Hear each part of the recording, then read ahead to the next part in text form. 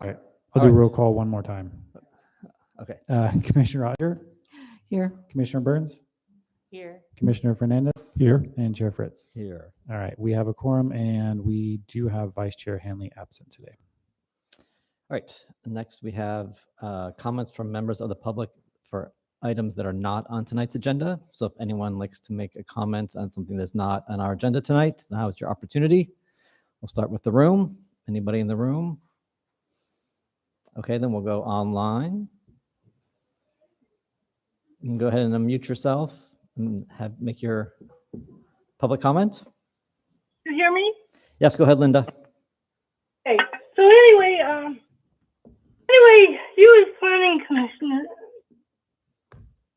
members of the planning commission ought to be aware of the situation that we are in. You know, not only on the brink of a bankruptcy, but you know, I'm sorry to say that your policies are just not helping anything with your unfettered building policies. I live across from the Redwood Marketplace, you know, and I'm pretty aware of what's going on nearby with the RV villagers. I just came back from talking with one of the individual people that are living there on the street in the RVs, and he was drugged up. I'm sorry to say, but this is a common thing. But anyway, about the planning, the canopy project is a disaster. Every environment, some open space, some breathing space. That thing, I thank you to John Jay. I've got the impact report, the environmental impact report, and it says that it will create 684 vehicle trips per day, and that means on Healdsburg Avenue, and that means on Ravenstein Highway, where I live. It is just a disaster. We do not have the infrastructure, the sewage lines, the pipelines, and the water lines to accommodate all of your unfettered building policies. And the idea to have another hotel down on Highway 12 where every day, guys, SRO, it's a traffic jam. You people need to stop and you need to slam the brakes on all this stuff and take a better look at the consequences of your decisions. Not to mention the EMF that we're all being hyped by, that is being ignored. The radiation. This also the Elderberry Commons that is right next door to me almost is just going to 2 minutes away.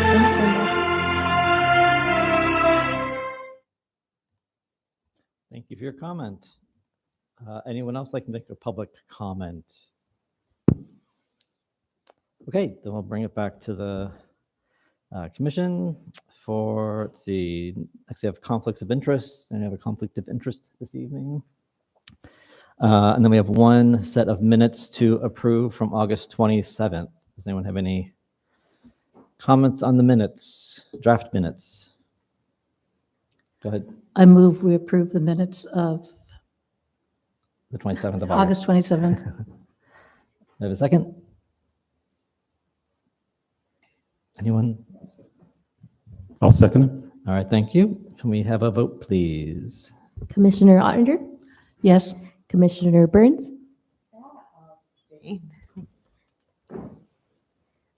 Chair Fritz, Yes. and Commissioner Fernandez. I will abstain. Wasn't here. That is going to be So we don't pass the minutes Yeah. then. pass. So it'll be continued to the next meeting. Thank All you. right.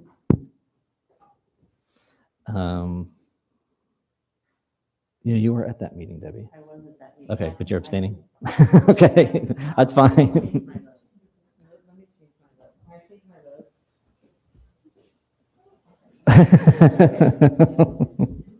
Go ahead.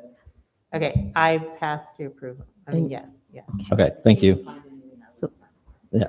motion passes 3-1 and 1 absent. Great, thank you. Next, we have item 6A, which is a public hearing for 7025 Coraline Court for a proposed Convalescent Housing Project. Can we have a staff report, please? Yes, thank you. So as noted, this is a conditional use permit for a large community care facility at 7025 Coraline Court. As noted in the application, the project proposes to introduce 70 beds within the current footprint, which would provide services to patients who require subacute care and rehabilitation, as well as non-acute medical and skilled nursing services, therapy, and social services under the supervision of a licensed nurse on a 24/7 basis. So a little bit of background on this project. Currently, the building has been vacant for some time and has been subject to multiple break-ins and vandalisms on the site. As part of the application before you tonight, the site has been visited by the Sebastopol Police Department on 81 separate calls for some sort of disturbance.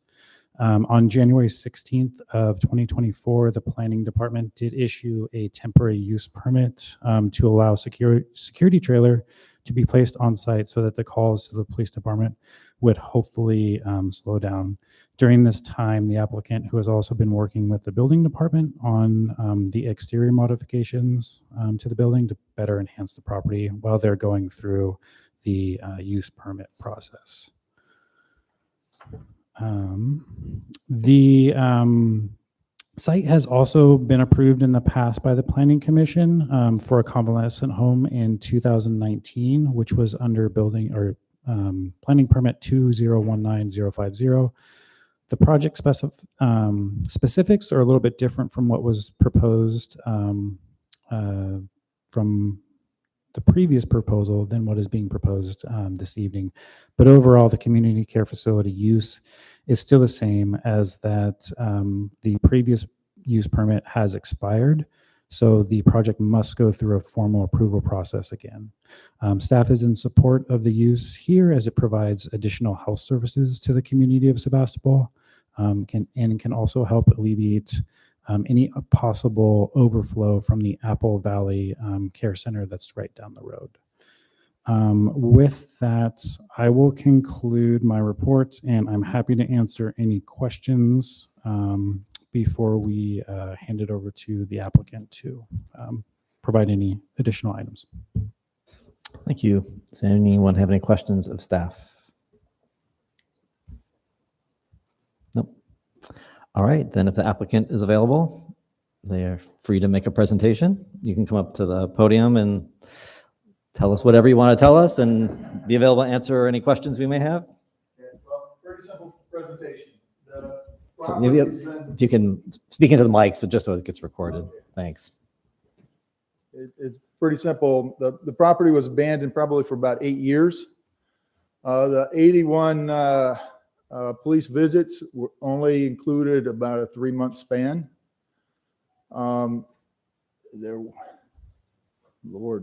There's probably 20 people living in the property, and the police would be going back and forth, back and forth. So as you can imagine, they put lots of holes in the walls, damaged a lot of doors. Even the police coming in, kicking down doors. You got to do what you got to do. Lots of arrests. It's just not a good thing. The property was originally a care facility, and so what we're looking at doing is just trying to make it back into a care facility. The actual occupancy would depend on what the state of California allows and the different types of things that they would allow to be in the property. So there's subtle differences between one type of care home versus another type of care home. And that's where we're just trying to make it clean and make it as it was. And then other people will come in that are going to be operating it. And so then we'll defer to them and however they want to do that. But typically the operators have a great deal of experience operating that type of facility, working with the state of California. Typically the property would require 3 shifts of employees. So you end up with, from a city perspective, that's a lot of employees, a lot of meals have to be served, a lot of other things have to transpire in order to care for 50 to 70 residents. So, from most perspectives, it's a good deal for everyone. Okay, any questions? Yeah, does anyone have any questions of the applicant? I don't think this is really an issue, but I remember before when the last proposal was to put some sort of a drug rehab or halfway situation for people to give them a bed. Neighbors over the back fence to the south were concerned about security, and I think there was some provision of a fence, but I don't think that that would be the case. I don't think the residents here would be threatening people over the back of the fence. Now, there was one gentleman that was threatening all of my workers, but that's probably a meth addict, and he's jumping on the fence, and the police were there, thank God. Didn't arrest him, but, you know, it's a crazy mixed up world. But by the same token, if we're going to look at that as a type of use for the facility, I'm not sure how that would work. Because the biggest problem for that is you can't use the facility to the same degree. So for example, let's say that there were 70 residents. If you had 70 residents and they were all addicts and they're all this, it would require so many services. So probably half of the rooms would have to be relegated to different activities, training, teaching. From a financial perspective, I don't know how that will work because that's just typically not the way care home is run. Right, that's what I was thinking, that you were mostly having people who needed rehabilitation or Physical It could be rehabilitation. it could be Physical. short-term, long-term. It can be rehabilitation where you might have a broken hip. right. You check in for a certain amount of time. It may be, there's a lot of different things that it could be. Okay. And that's where I'm not going to operate it, but I have 5 different groups of people that are interested in leasing that type of a building because they see the value in it. I don't have anybody that's running a drug hab that wants to lease the property. So you're just trying to get it back up to. you're just trying to get it to the point where it's leasable. You're trying to just Yeah. fix it up and make it so you can get it leased again. And Right in this now, manner, it's, I have to paint everything several coats. I have to fix so much damage that has occurred over the last 8 years of homeless people, of the police coming in and going out, making arrests and doing this and doing Yeah. that. Fire department, the sprinkler systems were set off. I think they were set off for 2 days before somebody alerted myself to the issue. Mhm. Because that's where somebody needs to be there. Yeah. All the time, ideally. And go ahead. I don't know if this is for you or for you, but is clarity, like, so it seems to me like there's 2-step process here. One is getting the building in condition where it can be rented for some medical type facility. And then the next one is bringing in another party and having them. Excuse me, Oh, could you can speak you not on- hear yeah, me? thank And you. then the next one, that's funny because of all people. And then the next one is bringing in a secondary operator who will then operate it. But tonight, we don't know what type of facility that will be. It So would is be this some type of care facility. a care facility, but we don't know for what type of you're assuming that it won't be for drug rehabilitation, but because you don't have anybody applying for that right now, but it potentially could, anything that falls under that umbrella. So is it 2 different approval processes? Like, do we approve, yes, this is a great usage for this building, let's let it get up, and then when they find the operator, does it come back, or is it just all one fell swoop, even though we don't know what it will be? Correct. Yeah. So I can sense the confusion here. So the use permit that is being applied for is a large community care facility.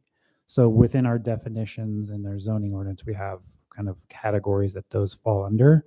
So if they wanted to, basically, they would have to operate under one of those categories for the community care facility. If it was something different, then they would have to come back because that's outside of that I large. get that. I didn't read what the different categories of that care. Is it in the report? Because I'll reread it again, but I didn't. See It's not, but it's in, Okay, yeah, it's in okay. our, It's like, did I miss this? Because I didn't Yeah. see what the categories are. So is yeah, there, it's within our definitions, and I can try to pull it up. just because you brought up a good a good point that there were neighbors concerned about some of the usage before. So is that in the definition? Is it not in the definition? Like what can it be used for? You okay?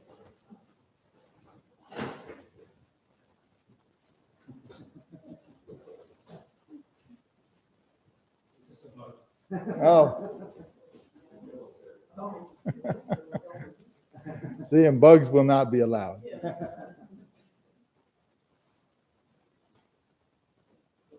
Yeah. Again, I didn't mean to create that's fine. this, Were there- kerfuffle, but yeah. I was just wondering whether that would ever be an issue. Because it was for the neighbors before, but if, people have a broken hip or a broken arm, or they just need Right. someone. Did you Yeah. have something, Jane, there for totally fine definition? with The that. definition of a community care facility means a facility, place, or building which is maintained and operated to provide non-medical residential care, daycare, or home finding agencies services for children, adults, or children and adults, including but not limited to physically handicapped, mentally impaired, or incompetent persons, developmentally disabled, mentally disordered children and adults, court wards and dependents, neglected or emotionally disturbed children, alcohol or drug addicted children or adults, battered adults or children, and aged persons, and that serves 13 or more persons. Here's the thing. You're limited in what you can restrict. If it falls into this category, it's licensed by the state, and you guys have to have a clear approval process for them. So you don't get to come in and say, but if it's going to be this type of residential community care facility, then we want these rules. But if it's going to be this, then we want to see your care plan. It has to be the same across the board. Does that make sense? So I understand that we have someone here who's not an operator. Mhm. And so a lot of your questions will not be able to be answered. You can grant a general approval and delegate to staff specific conditions that you think staff might apply, but telling staff that if they're not comfortable with whatever it is, that you want to see it again. You could do something like that. Does that sound?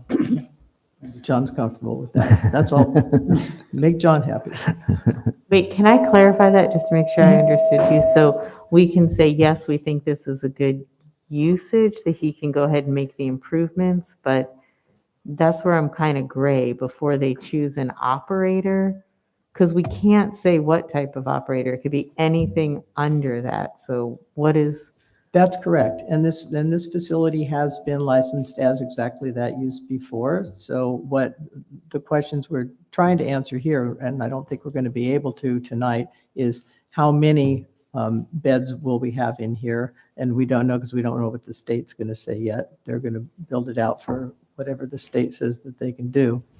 And what are the hours of operation, how many employees, those sorts of things. So those are kind of the questions that we would normally be able to answer, and we can't. We've got a situation with a derelict property that's causing a lot of problems, and we have an opportunity to clean it up. And so rather than wait until everything's ironed out, we'd like to get and a blanket approval, if you will, on the books with delegation to staff. And if staff feels like it needs to bring it back to the commission because it's too different than what was represented, then he'll do that. Any questions? Is anything going to be changed different? I mean, other than repairs, is there going to be any modifications that would add additional square footage, or would take away parking surface or add parking or anything like that? Not as part of this use permit.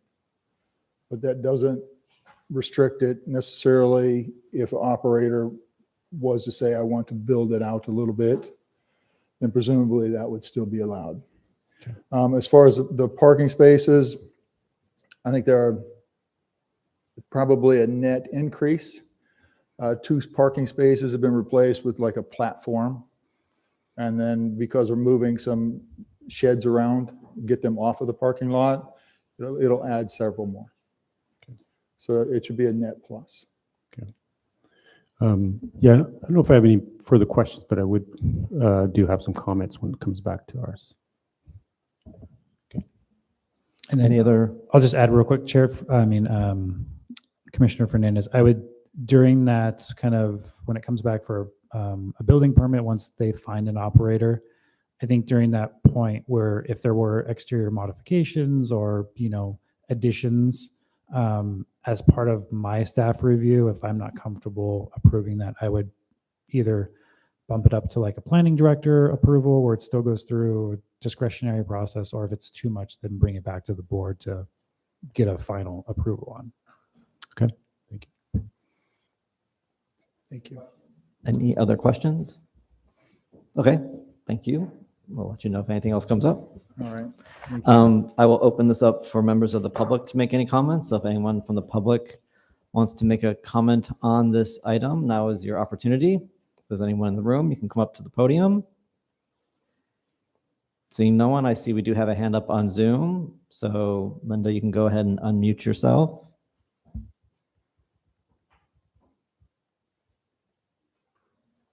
You hear me? Yes.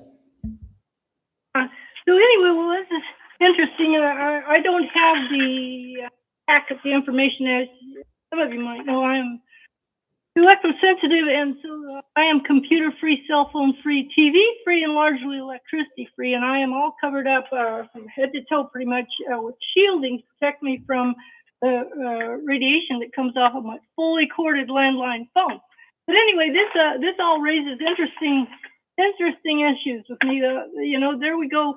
1881 visits from our fine exemplary cops, which, as I've said before, 50% of their time is spent dealing with the homeless, and specifically, a lot of them, over here next to me. I misspoke earlier when I said Elderberry Commons. I'm talking about the RV village, which is supposed to be, I guess, Gravenstein Commons. But anyway, it was so poorly mismanaged. It was a disaster. And the people, those same people have, there was only one of them that found permanent housing, and that was because he ended up, after he went through rehab and got out of the hospital from a fentanyl overdose, he married the manager there. So anyway, that we don't need to have any more mismanaged facilities, which I'm looking at. This it's probably the same people. 30 And seconds. then anyway, need to start looking at the consequences of the housing and the stuff that you pass and approve. We need to change things. Thank you. Thank you for your comments. Anyone else? Not seeing anyone else. I will close public comment and bring it back to the commission for any discussion or deliberation. Anyone want to start? I'll just say I'm really happy to see something happening on this site. I was disappointed when it didn't happen before, in spite of what it was going to be. So yeah, thank you for bringing this to us. Everett? Yeah, I'm glad to also see it, something done with it. I understand the parameters that we have with the different state approvals and so forth. I would like to see it come back only because even though it's been approved, you're adding a lot of movement, a lot of traffic, a lot of things there that should be taken into consideration. Maybe we have no say in it, but I think just from a responsibility standpoint, considering how big that project is, and when you think about it, if you have 70 residents there, that's a lot of traffic going in and out of there, and it's just something I think that we should at least review to make sure, I guess, everything's in order. So I'd like to see it come back once an applicant is set to go in there. But I guess I'm not, what would you be looking for that would be, what would you expect to be different if they're asking for a 70 bed? facility and an operator comes with a 70-bed facility, it's, Well, for example, are there going to be fencing on the back, security for the neighbors, noise issues? You know, I don't know. I mean, I just think it's worth, I mean, it's just a lot. I'm not saying that we're going to reduce it down, but I'm just wondering if anybody other commissioners feel like it's a project that should at least be reviewed. I know the planning department has that discretion. I don't know if anybody else has any concerns.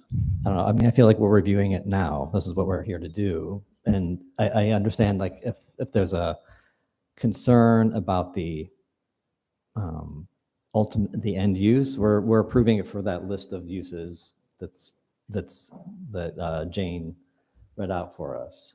So if you're not comfortable with those uses, then you would vote to deny the project, I think. But I guess I'm not sure. I think we have to just make a decision. I don't know.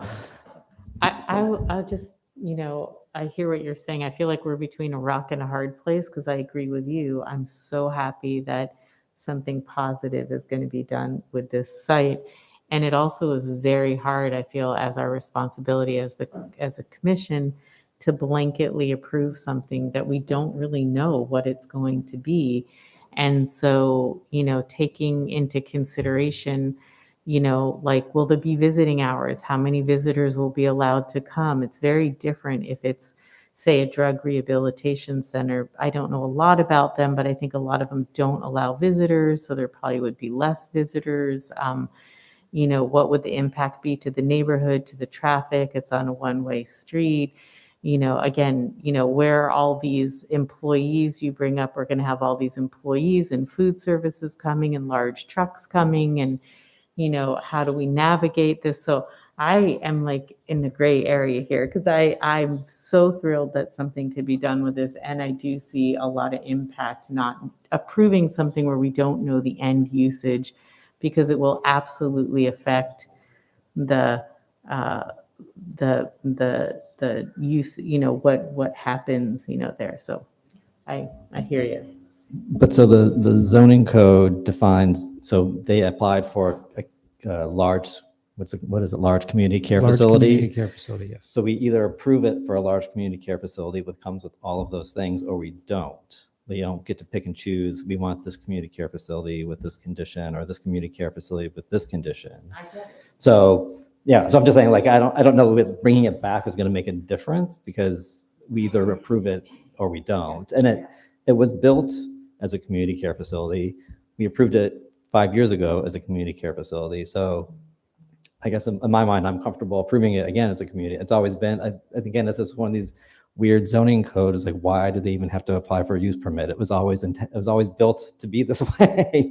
It had its traffic. It's already been part of the community for, when was this built in the 60s? It looks like, it's been there for 50 or 60 years as a community care facility. So I'm not sure why we would not. Maybe because approve it. the traffic in the population has changed so much since right. it was originally. Is Yeah, that what your there's thought things is? that have Yeah. changed since that time that we might have to take into consideration. That's just my point, is that, yeah, it was approved, so we just go blindly approve it. And like I said, I just have a concern with that, to say, yeah, it was approved 5 years ago or 10 years ago, so we're just going to go forward with it. It may, I just have my concerns. I have an issue with just saying, go ahead and do it, and not really knowing exactly what's going to happen and the effect that's going to be on there. But So I guess if an operator comes and says, we want to operate this as a 70-bed, subacute rehab facility, or we want to operate it as a 50-bed acute rehab facility, or whatever else. I guess I'm still not sure why they're coming back. Like, what information do we need that we don't have? So you say if it's 70, what do we have to say? There can only be 70 beds because you don't want any more than that, or so we don't want 90 because that's going to be too much. Yeah, as part of the conditions, you can, add a condition of approval that limits the amount of beds for, if you're concerned about traffic and other things like that. that's within the realm of what you can condition. I think you can't, like as Jane mentioned, you can't specify what type of care facility can go in that location. That you cannot do, right? You Right, cannot. yeah, So, yeah. so even if it came forward, you know, he finds an operator and it is going to be a drug rehab facility. We Right. can't say, we can't approve it conditionally and then they come back with an operator that says, oh, I'm doing a drug rehab facility. And we say, no, you can't do that. Like, because we've already, either we're approving it or we're not. I guess. I'm still not sure what the Yeah, I don't future. wanna So- disagree, but I think what you're trying to say, it's not so much the usage that you're concerned about. You're willing to approve it for anything on that list. It's once an operator comes in, there's such different usages that the impact to the neighborhood will greatly differ depending on what the usage is. Again, visitors, hours of operation, and additionally, has anybody looked at the impact of traffic or anything with 70 beds with the increase in population since it was originally approved? Did I do a good job of That's saying? exactly Okay. right. Thank you. That's better than I could have said. So because some of the issues that I'm hearing related to parking, traffic generation, et cetera, are directly tied to the number of beds or the number of rooms, can I suggest that you put a limit on your approval tonight with the maximum number of rooms? As far as hours of operation, residential community care facilities open 24 hours. So you'd want to limit the perhaps visitor hours. You could put limits on visitor hours. In order to ensure neighborhood compatibility, you could have conditions of approval that required fences. You could require that any smoking area be away from any adjacent properties and things like that. You can put all of those things in conditions, and then if they want out of a condition, they'd have to come back to you. Yeah, and that's kind of what I would have an issue with, because a 50-bed facility might be perfectly fine for a certain type of operation, but it may be 70 might be too many for others, which we can't restrict and we don't know. So to say, oh, we're going to limit it to 50, and now we're hand tying some legitimate operations that could go in there. So it would just be a blind number to say, okay, let's just do 50, not knowing specifically that this is the type of exactly the facility, the type of operation is going to go in there, and this is what it's going to generate as far as traffic and so forth. So yeah, 50 sounds better versus 70. I don't know. It would just be an arbitrary number to do that, and it may not, it may work against the benefit in that someone looking at that could open up a 70-bed facility is not going to generate a lot of traffic, may say, well, this is not going to work for us. So, I just don't have enough information, not knowing what's going to go in there, to give any limitations. I mean, yeah, the fencing and smoking and those types of security issues, I think, noise and so forth, certainly, and that might be that's what I'm talking about as far as it coming back, is not necessarily relating to that, but to be able to look at those items and say, is it, are they doing the right, noise ordinance? And in the meantime, a blanket permit with conditions and parameters delegated back to planning staff for variations from that would allow the property to be cleaned up and stop the problems that we're having now. That's why we're here today. Kathy? I'm a little confused because there's a care facility just right down the street on that corner. And I don't see any of those problems that you're talking about. There isn't really a traffic congestion. Shifts change there, but it's not like 5 o'clock and the factory's let out. Yeah, It's you're not right. like that at all. But add 70, but add the additional traffic on as well. I still can't see even doubling it would make it be a problem at that particular intersection. Now, whether those people try to go through downtown or head south on 116, but staggering it at those 3 shift changes, those people are going to stay in those beds. They're not getting in and out of the cars, and people don't visit them every day. Right, I understand. So What I don't. facility are you talking about? The old Palm Drive? The Apple No, Valley. Yeah. Oh, Apple Valley, but that's way. No. It's right next door. It's just south of town, right next door. Yeah, basically next door. Yeah, it's larger. Yeah, and there's a It's line of larger. cars that back up all that way too. They border each other. Yeah. larger in terms of parking area. Building is bigger in size. Can you, if you're going to talk, you need to come to the microphone so we're recording it. They can't hear you when you're sitting out there.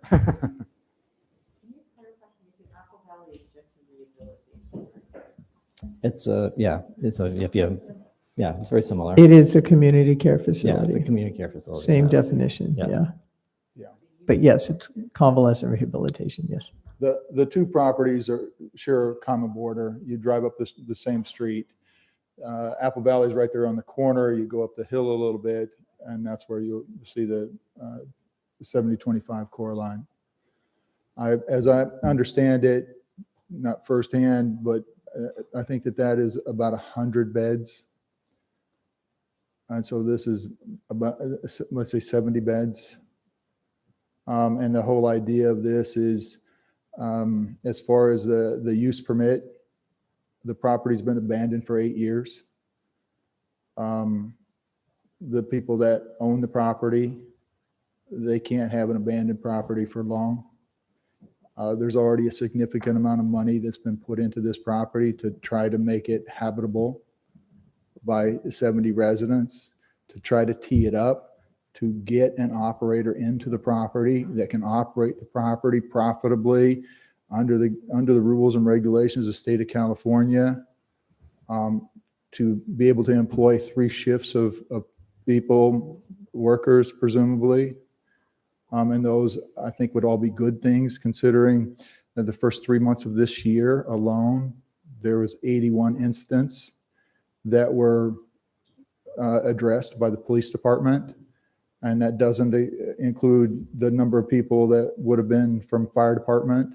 It doesn't include the number of police incidents and fire incidents over the last 8 years. Can I ask do you have a sense of how many, so if you get, 70 clients, about how many employees would be on a shift for 70 clients? It depends on the amount of care that those individuals would require. What do you individuals think the worst case scenario is, I guess? would be about 54. For over 3 shifts, so about 15 to 20 per shift. That sounds like, okay. And then as far as smokers, most people you don't typically see very many smokers in that age category. One nice thing about this particular property, there is an overlook, so the residents would be able to have a nice view. There's a nice breeze. Versus Apple Valley, they block off one parking spot, and then they put a tent up there. Then there's another parking spot, a couple down, that they put. So we're trying to make it as nice as possible for the residents and as manageable as possible for the new operators that would come in, so that both people can be happy, so you guys can be happy.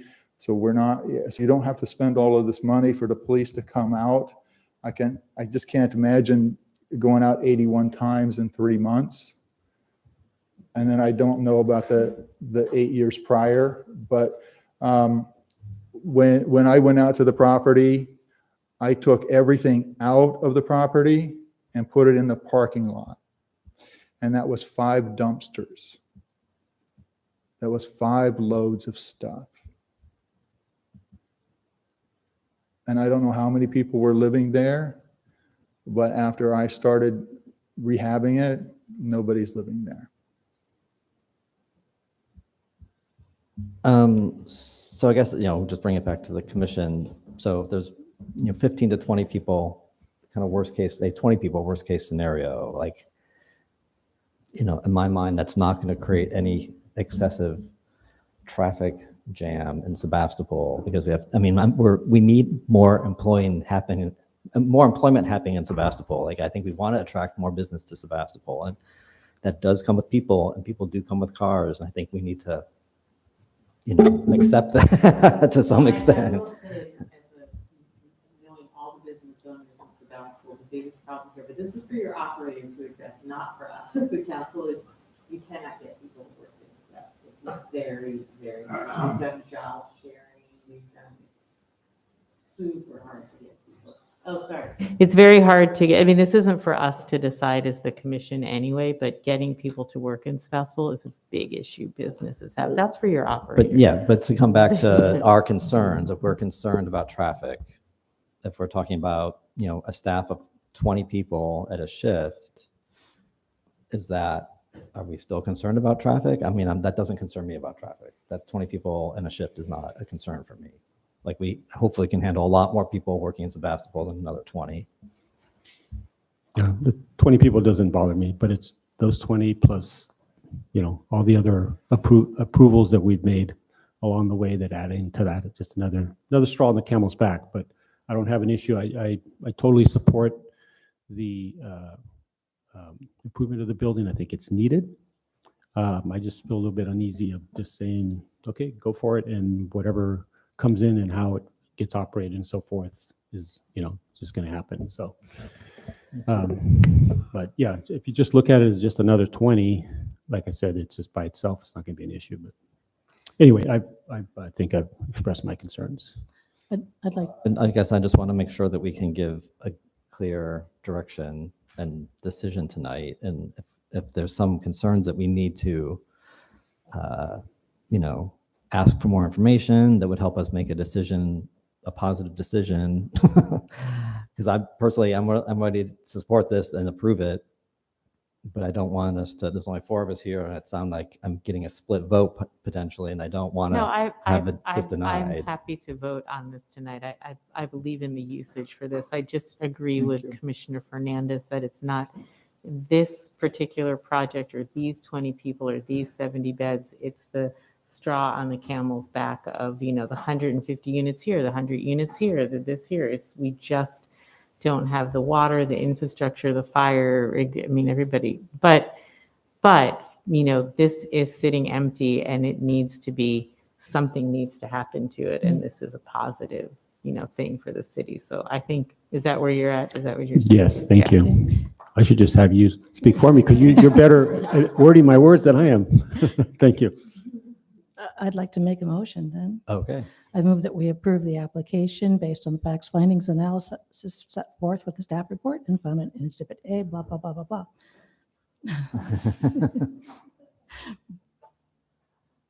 Is there a second? Is there a second? I'll second the motion.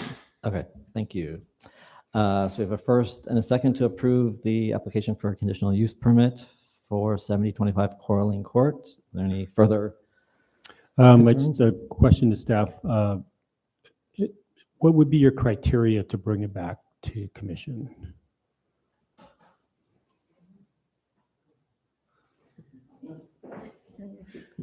You'd be the one looking at it. You should be answering the question. I would like a little more specificity from the commission. If you would tell me maximum number of rooms or beds, maximum number of employees, I think that would help us know when something needed to come back. Furthermore, if you wanted specific conditions like fencing between properties, now would be the time to do it. And then if they wanted to change one of those conditions, they would need to bring it back. John does have a page and a half of conditions. Fencing is not one of them. Go ahead. My question is, I feel concerned for an operator coming in. They put all this money into the property to get it to where an operator will want it. Yep. And if we as the commission choose a bed number, we may inadvertently make a lot of those operators uninterested in it. And I don't feel like we have, and I mean, I don't know what would be the appropriate amount of beds for that square footage for, there's no traffic, like I have no Can I idea. just, So I was just gonna say, like, there are 19 patient rooms on the floor plan. There's 4 beds per room, that would be 80. They're asking for 70. Yep. So I'm perfectly fine approving 70. And if an operator comes forward and they want 80, they would have to come back to us because we just approved this application for 70 beds, correct? Is that correct? Yes, unless you wanted to delegate it. But at this point, if I think 70 is probably maxing out Yeah. that facility. And yeah, I think something that's significantly more than that would need to come So back. if they apply for 70, does there somewhere in the conditions that say that that is 70? Or if they, since they applied for a 70-bed facility, that's kind of what we're expecting, no more than that? Or Yeah, how we does- can put that description at the top of the conditions of approval of what it is. Uh-huh, a Draw the box 70-bed around facility. what you're approving, correct? And if you want to do the number of employees, we can do that as well. I don't want to do that because I think that's That going to be a depends. state licensing issue that I don't think we should be getting involved with that. Yeah. And I don't Absolutely. need the Memory care is fence. different, yeah.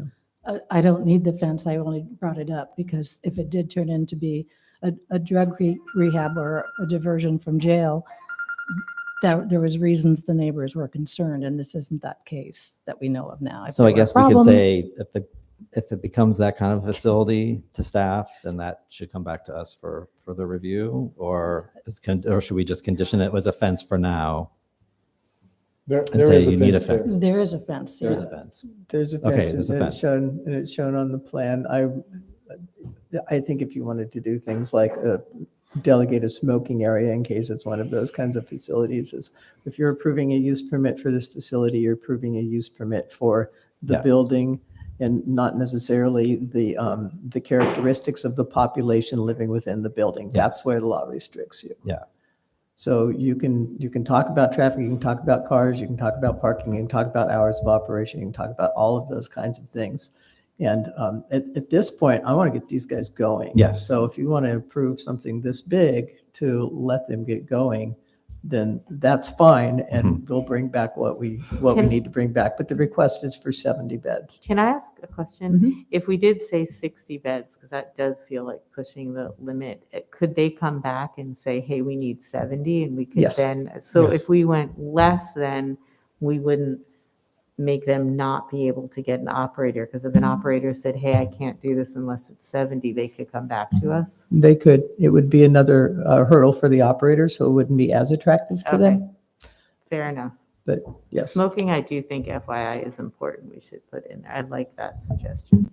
just keep it away from the property line, so no smoking within. I do have one question. It says one bicycle parking space is required. It's Does that not mean enough. for one bike, or does that mean one space for multiple bikes? That seemed low for our It's- bike yeah. requirement. I don't think it meets the bike requirement. Yeah, it would. I'd have to look at that section. I did. One bike rack. Yeah, I would say one bike rack. And just rephrase that to one bike rack rather than one. Yeah, because it sounds like you're just creating one space for Well, one. one bike rack is a little vague too. I think, we must have something in our zoning code that says how many bike parking spaces we need.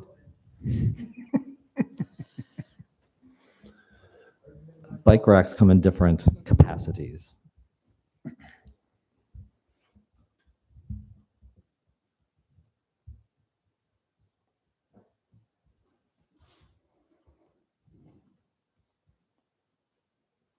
And if I just come back real quickly to the number of beds, some operators are just very uncomfortable. Let's say if it was 24 beds, they're not going to do it. They're not interested.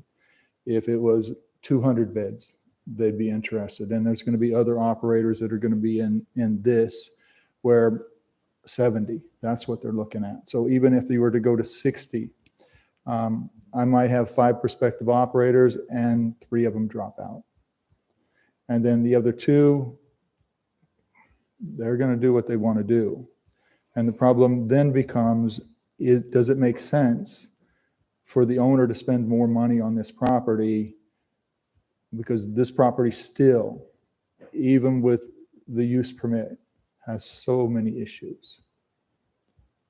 There are so many issues associated with this property. So I had to hand it to the owner of the property who is funding this, paying for this out of their own pocket, in the hopes that they will have an operator that will come in and operate the property. And it's operating the property should be comparable to whatever it was operated before, Yeah. 8 years ago. I think I think we're getting close. We just need to. Yeah. No, I don't want to go on and on, but I just want to make sure that we're all on the same page. I'm trying to help you guys. You're trying to help me. We're trying to help a group of people that needs a lot of help. We're trying to get employees. It helps the city. It helps everybody. But by the same token, everybody's got to be comfortable. So do we have a answer about bike parking? Or can we just say bike parking per Sebastopol zoning code requirements? If we can't figure it out in the meeting. How about that? Yeah, we Just can, as amended. we can amend it if Yeah. you're okay with amending I'm it. okay with the amendment. And you're I okay with think the it's second, is okay with the amendment? Okay, so we have an amended motion. Any other comments about that? Then let's go for a vote. Commissioner Odger, Yes. Commissioner Burns, Yes. Commissioner Fernandez, No? and Chair Fritz. Yes. And so that motion passes with 3 yeses, 1 no, and 1 absent. Kenneth, there's a 7-day appeal period. Should anybody want to file an appeal, that does need to happen before October 1st at 5 p.m. to the planning department. Thank you. 15%. 15% of the vehicular spaces. Okay, thank you. Okay, next item, we have 7A. This is to talk about the walking tour we did last time and kind of next steps and where to take it from here. You guys weren't here for that, but thank you. Thanks. Good luck.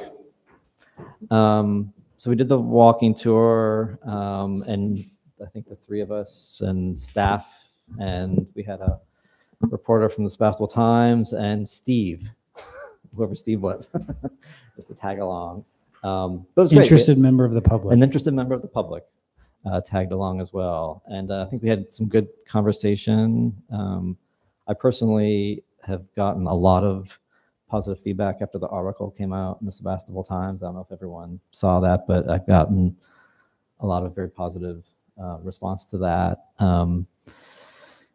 So I think in my mind, there were some specific things that we talked about. And also I think just generally, I think Commissioner Hanley summed it up by saying, I think that was a quote in the article. It's like, so we basically sort of zoned all the charm out of like Sebastopol, something to that effect. And so I would like us to take a look at some of those issues and reconsider, or consider making changes to the zoning code.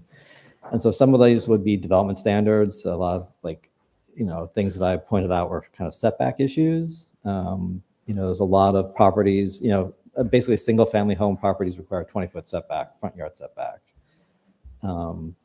And we looked at many instances of properties in the older parts of town that have, some cases a foot or 18-inch setbacks from the sidewalk. And we generally agreed that there didn't seem to be any horrible things befalling the city because of that. And not that I'm saying we should go to an 18-inch setback or anything like that, but maybe 20 feet is more than we really need. So I'm not sure what the best way to approach this is. And I don't know just from a, how, I believe that we're the planning commission, we can initiate a change to the zoning code. I don't want this to be something that becomes, a burden to staff or something that requires an environmental study or, so I'm just wondering what, can we make sort of development standard changes like setbacks or height restrictions or whatever it may be on our own. We would deliberate that, make some recommended changes, and then that would go on to the city council for approval, I'm assuming.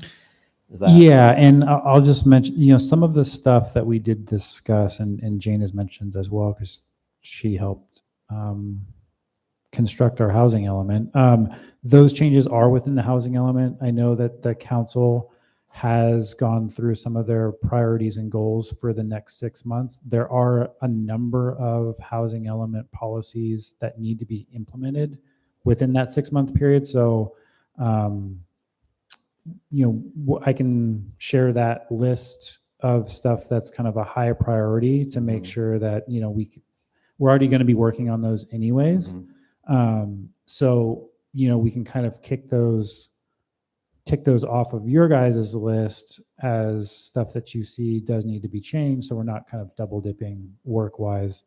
And then as far as the rest of it goes, we just recently did this earlier today with the design review board. They're looking at modifying the sign ordinance to allow, a lot more signage and more diverse signage in town.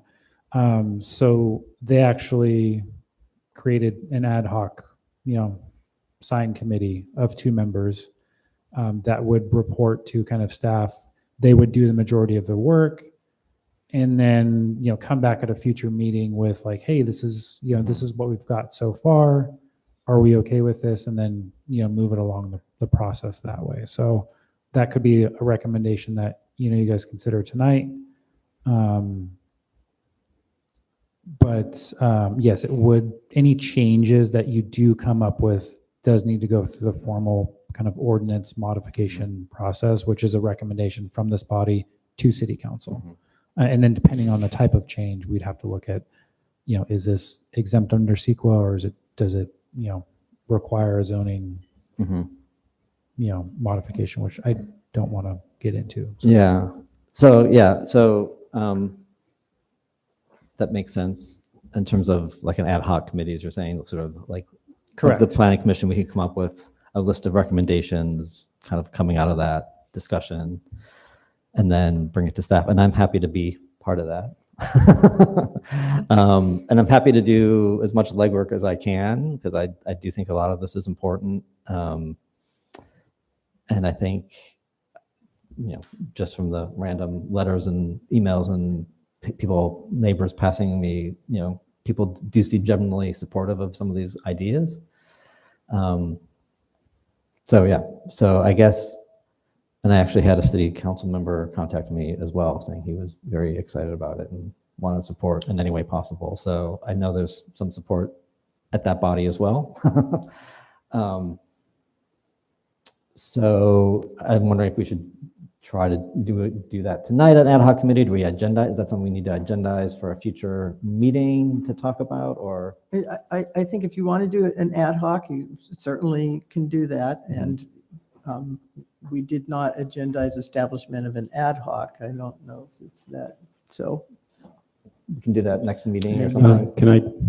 Yeah. I believe that an ad hoc committee can be formed yeah, okay. without it being agendized. So I think some of the ideas that we went through are great, particularly some of the parking issues for some of the downtown buildings that we saw that couldn't be anything happen with it. So my recommendation would be that the chair can recommend an ad hoc committee, that we do that. You come up with some of the ideas. I think you're the most qualified to do that.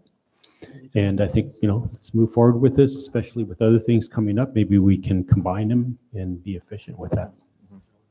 I like the idea of kind of combining it with some of the housing element stuff that we need to do. We've already got our marching orders and staff funding to do that. So that's moving forward, and it's essentially under the umbrella of removing constraints.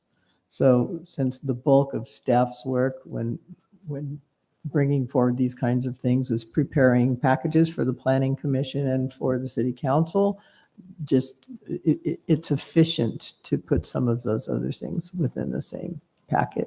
And if we have a subcommittee that's going to help, even better. I'd be happy to review your thoughts and ideas with you and be part of that. I hate to commit to more work. We'll try to make it quick. Yeah, okay. Yeah, I mean, I have a know list you- already in my mind of things that I want Right, to yeah, if you, address, but just kind of bouncing them off of somebody else, and happy to kind of do the walk with you as well. I can schedule that in, yeah. Yeah. I don't, hopefully it won't take too much time. Okay. Just, kind of confirming, verifying. Great. And by the way, thank you. I know you've been trying to do this for a while. I think it's been needed. So really appreciate your effort in doing this, and hopefully it'll come out very positive. Thanks. I'm hopeful. optimistic. Yeah, sounds like the timing is right. Do we need to open up for public comment, I believe? Or Yeah. anyone from the public like to come on up?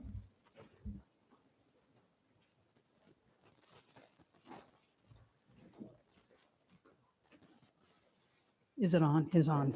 I also saw the article in the Sebastopol Times, and I was really excited by what you all are thinking about and doing. It feels bold, progressive, and I think California is plagued by lots and lots of rules with respect to the housing element, and I think the title of that article was spot on. And I think it's a fabulous way to go forward and think about how to make it easier for people to do what what should be an easy, not easy, should be, especially in the crisis of housing that we have, something that's more joyful. And the regulations have made it very, very difficult for a lot of people to work through. So thank you, all of you. All right, thank you. Yeah, in some ways it's, we have all these regulations on how to do things. When we didn't have these regulations, we did them better in many ways. There's one more. Oh, there's one more. Yeah. Okay, sorry. Go ahead, Linda. Anyway, once again, I am electro sensitive and cannot be around microwave radiation, emitted wireless radiation like from cell phones, especially the newer ones, which are much more dangerous than the old flip phone, which has only one antenna, and the newer ones have seven yet, and they're stronger and far more dangerous than the old ones. So anyway, the point is, I am cell phone free, TV free, computer free, and I get my information from print media. It means I depend largely on the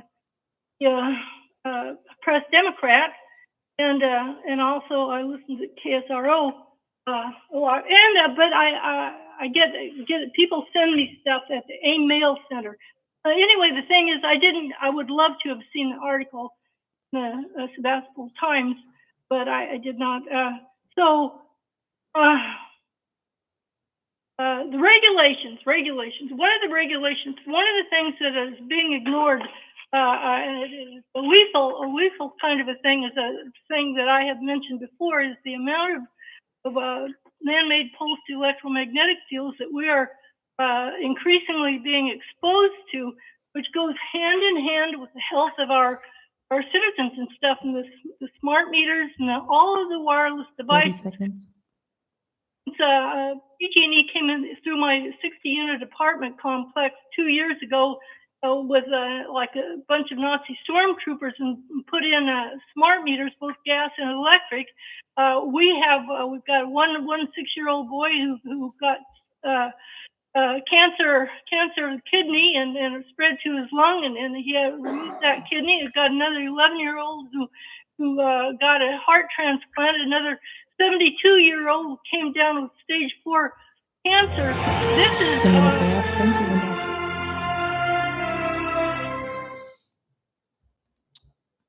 Seeing no other public comment, we'll bring it back to the commission, and thanks for the support, and I'll be in touch with you, Kathy. We can figure out a time to do the tour and talk then. All right, thanks. Excuse me? I'm gonna start charging for them. A little side hustle. You could do a Sebastopol walk. I did a You Sebastopol did, walk this right, year, didn't you? and this actually kind of was tied into that. Anyway, Do we need to approval for the subcommittee, or? do we vote on that, or?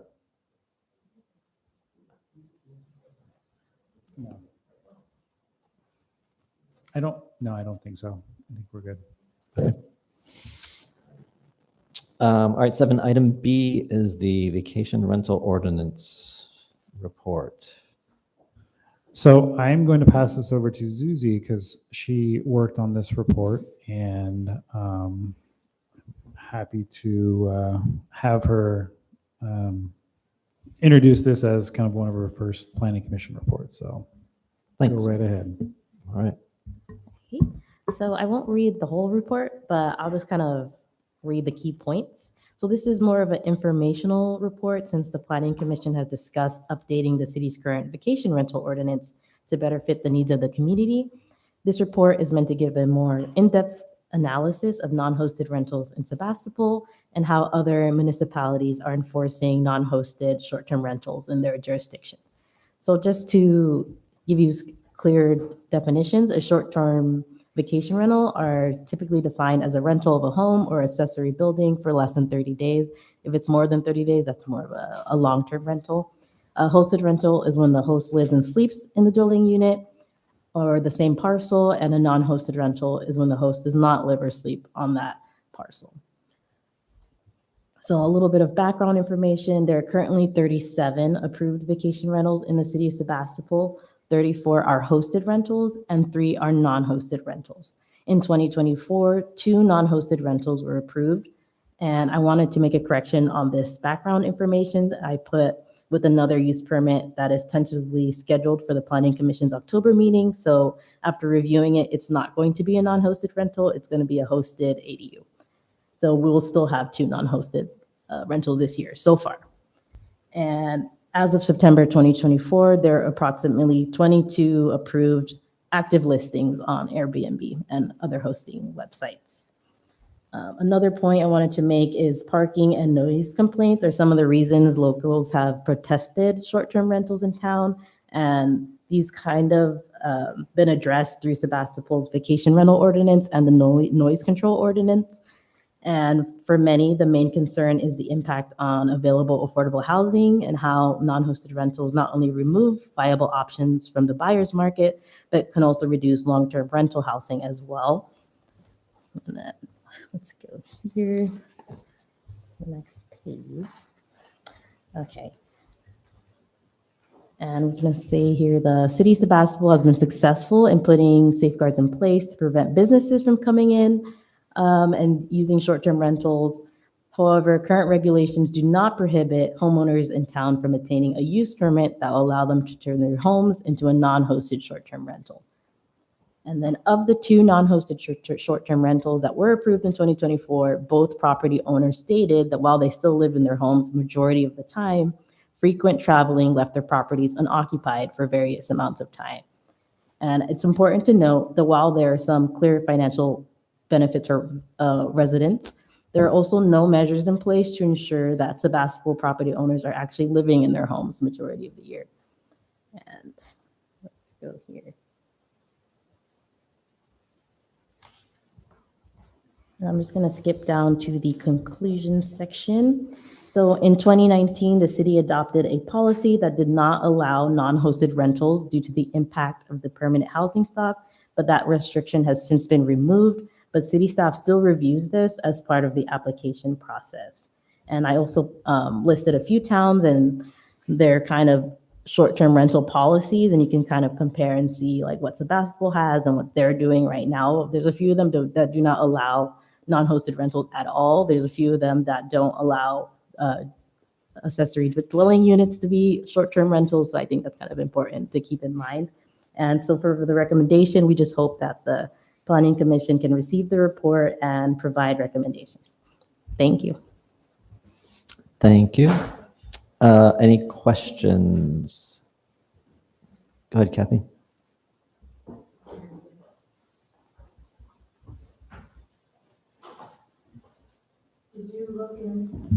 Did you find out how much the city receives in transit occupancy taxes when you were preparing your report? Do we have an idea of the annual income? I think we had it not too long ago when it wasn't very much.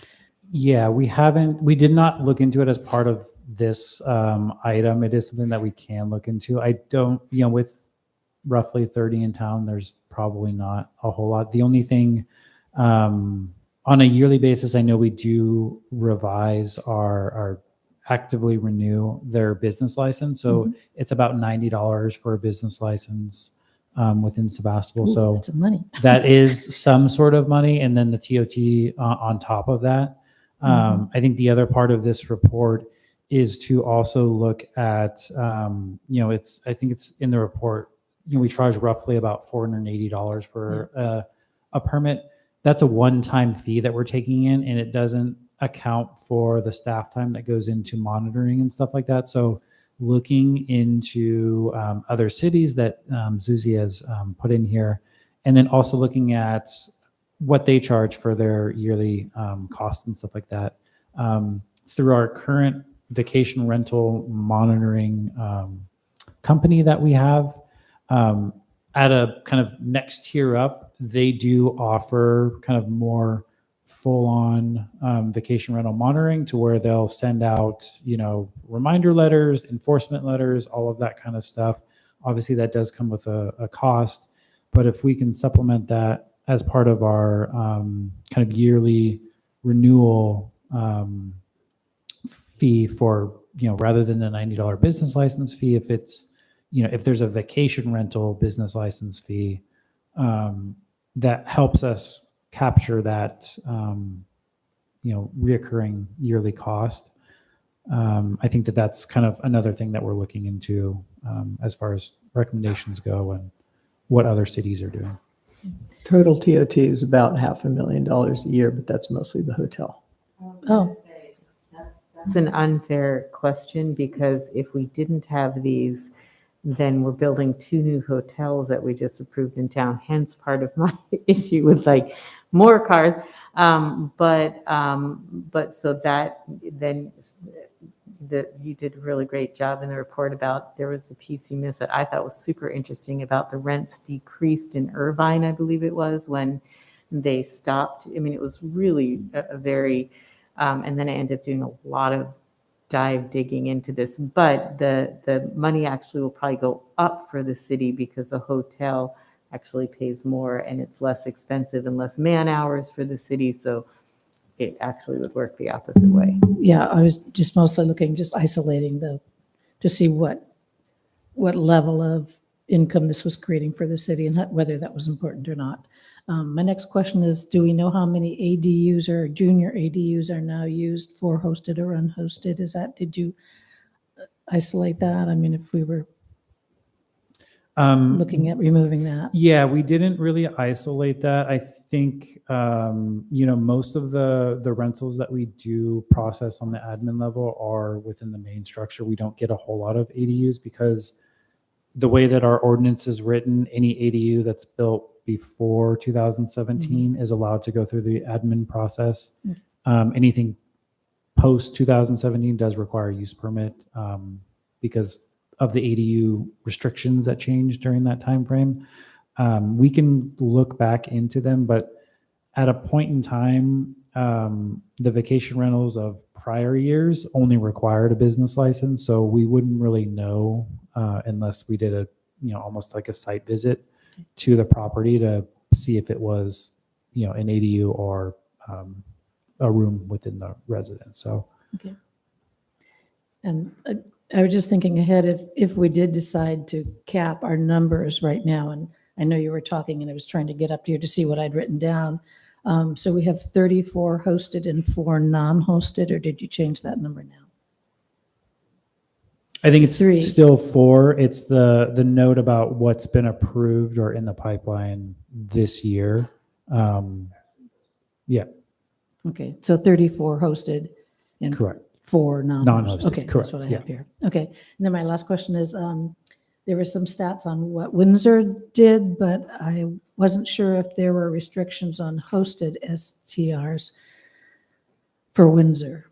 You just talked about the non-hosted, so they don't restrict their hosted. It doesn't look like that. I'd have to double check. I mean, it seems like most communities are a little bit more flexible on their hosted rentals than the non-hosted ones, because, hosted rental is obviously a homeowner that is there all the time. Non-hosted there's kind of a gray area. Okay. Kind of similar to the last couple that we received, where, they say that they're living here half the time of the year, but how are we actually tracking that? And how would they actually know? Yeah, yeah. Changes. So you mentioned 34 hosted and then 22 listed, or what was that number again? Currently list, so on, currently listed means that they're actively listed on Airbnb, VRBO, or any of those types of things. There are folks that have a approved vacation rental that either don't have it actively listed right now, or they've taken it off for a period of time. So the 34 is what we have permitted. The 22 is what is through our the company that we use to track our vacation rentals, what they have as active listed. Okay. And of so- those 22, are there some that are not permitted? No, so all of those are Okay, permitted. good, Yeah, take care. yeah, Okay. we do go through. They basically kind of on a month. They send us a monthly report, and then we verify them. Okay. And if there's any that are out of compliance, we send them a compliance letter. They're a little confused with your map of listings because it doesn't show that many on there. Am I missing something on there? Yeah, the map is a little awkward. It'll have a pinpoint, and when you zoom in, the pinpoints disperse out a little bit. So it might be hard to see on the map itself, but on some of the pinpoints, there will be like a number 5. So when you scroll in, it shows more available. It's an unfortunate consequence of their GIS mapping system in that, because they don't show exact locations. It's kind of a relative location. So yeah, so the map is a little deceiving in that way.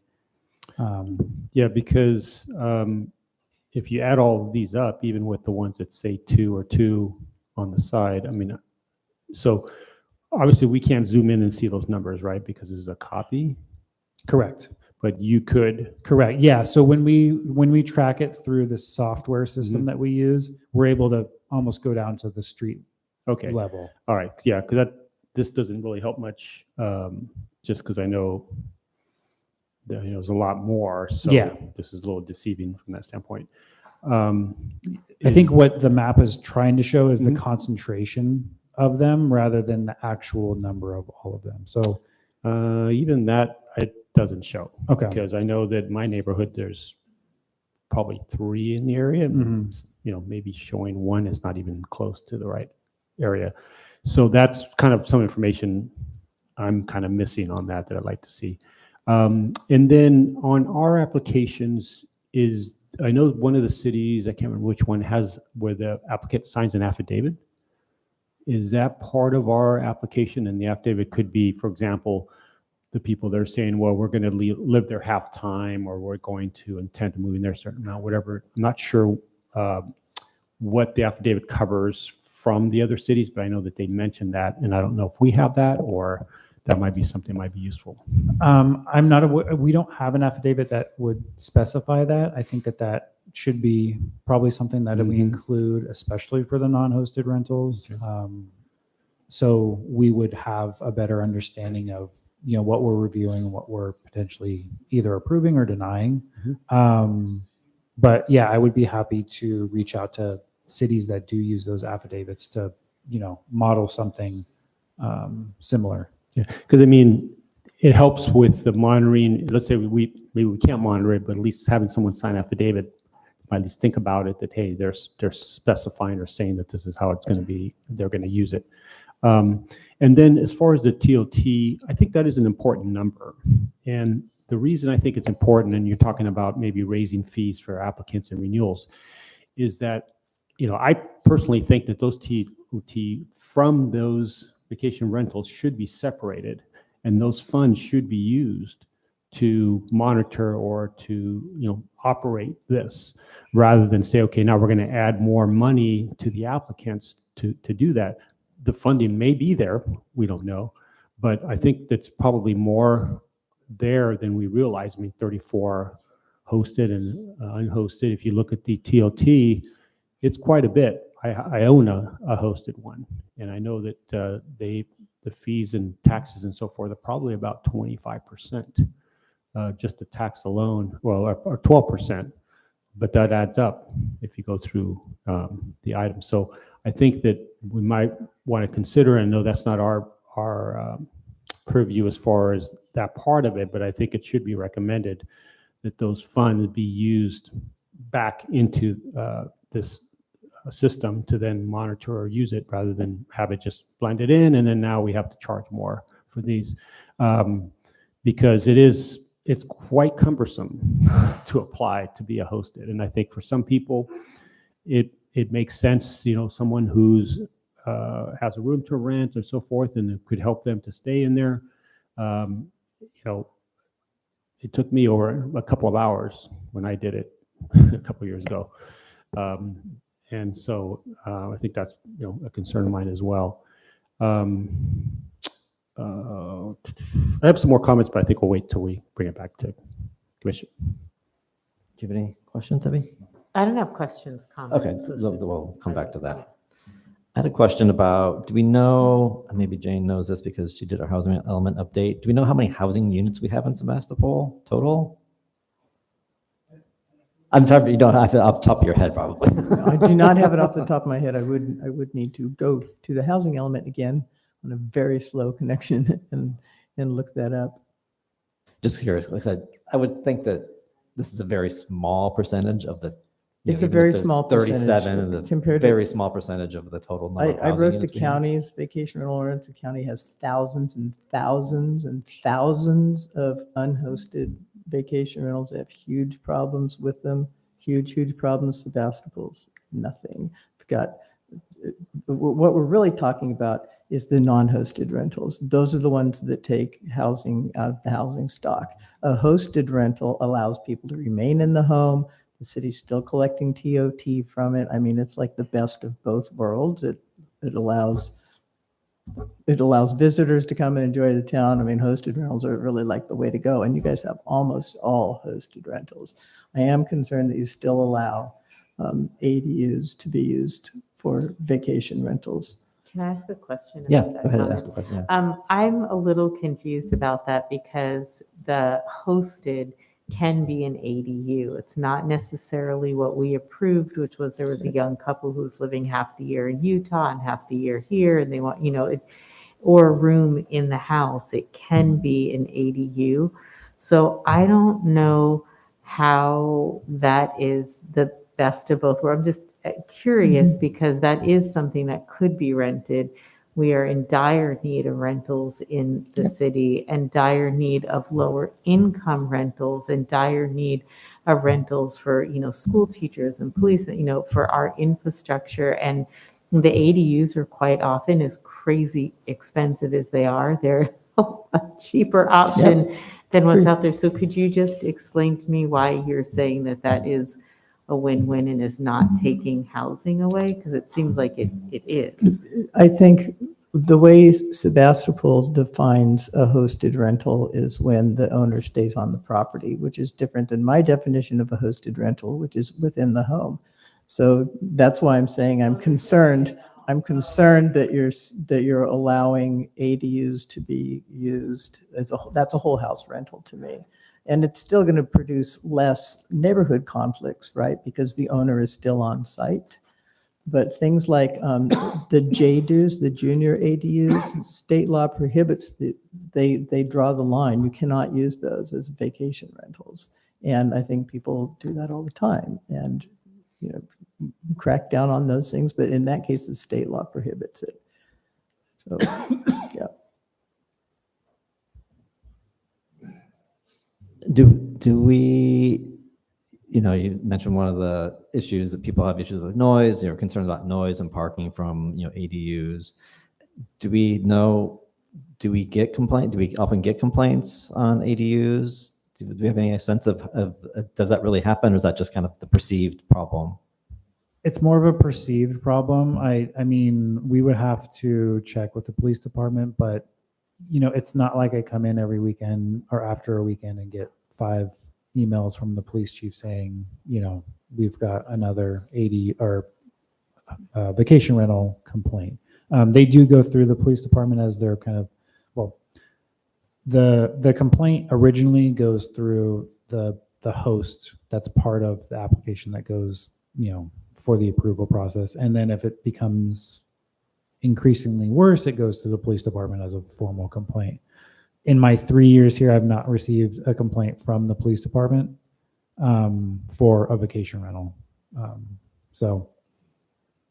And that's during that kind of transition period of where we didn't allow non-hosted rentals to where we are now allowing non-hosted rentals again. So I don't think there's really, from what I can gather, a list of complaints on a regular basis. I think it's just a possibility of them in the future because of horror stories that we see for larger properties that have, like as Jane mentioned, in the county where you have a 1, 2, 3 acre property that has 6 bedrooms and has 40 people there. That's not really a possibility here in Sebastopol. So the other question I'm curious about, and this may have been part of the housing element too, is I wonder how many second and third homes we have in Sebastopol, versus people who are living there full time. I don't know if that was something that was analyzed in the housing element or not, but I'm kind of curious. It's what not. that We go number through is. vacancy rates and why homes are vacant. And, one of the categories is that I only live there part-time, but the vacancy rate in Sebastopol was very low for transient reasons. It was very low, period.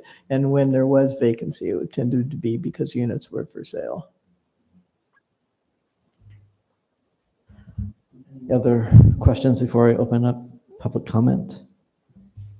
Okay, then I will open up public comment. So I see we have 2 hands up. We'll start with Linda. You can go ahead and unmute yourself.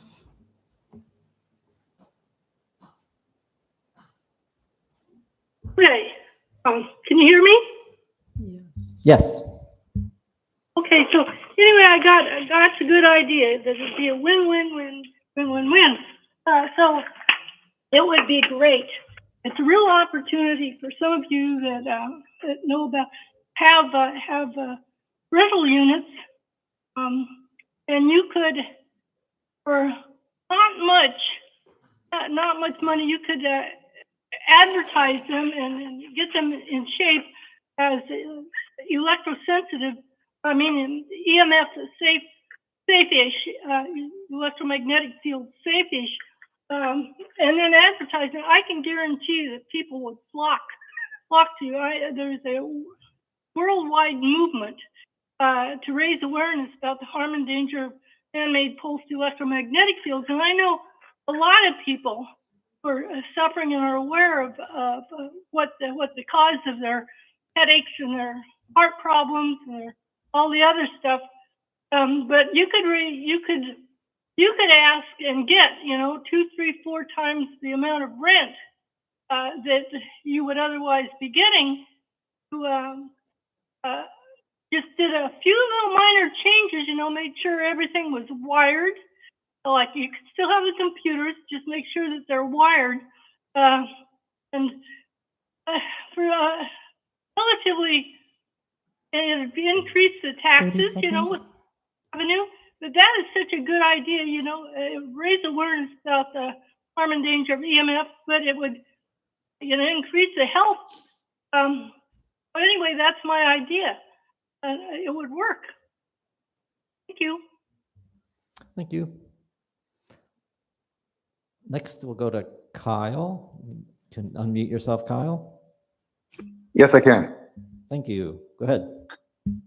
So I'm really happy to be hearing an update like this. It was really, really concerning to me to find out, because I don't think it was very publicly stated, that we're actually paying some outside vendor to be doing any sort of monitoring on our kind of Airbnb VRBOs.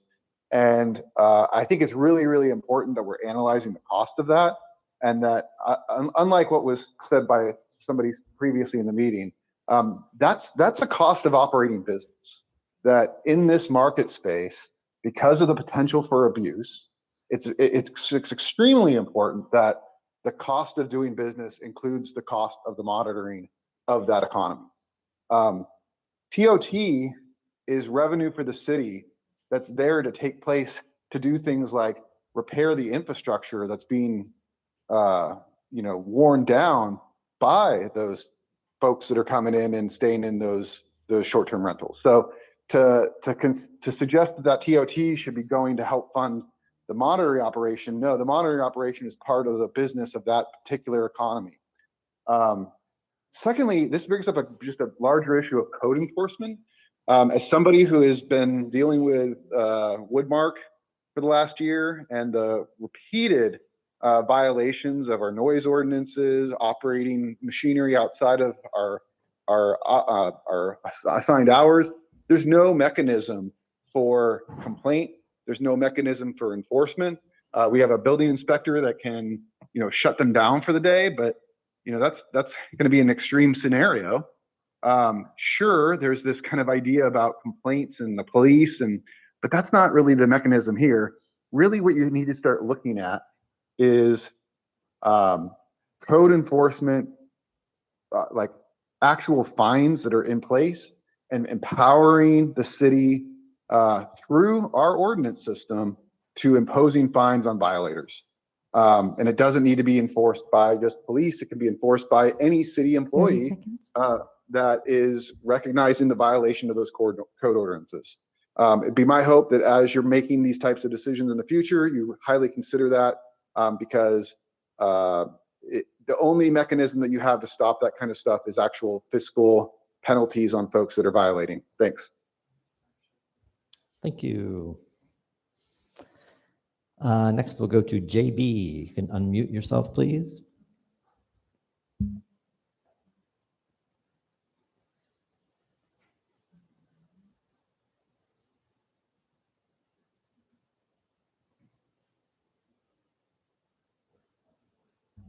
Are you there, JB?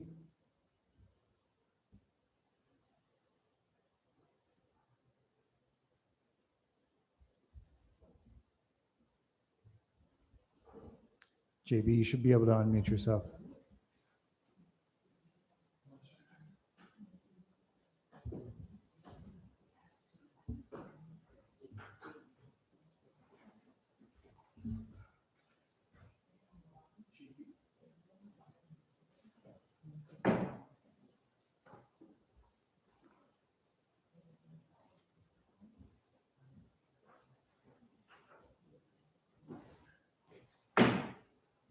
All right, thank you. Yeah, I was saying that the host was not allowing unmuting. Oh, okay, I think we got it. Great, go ahead.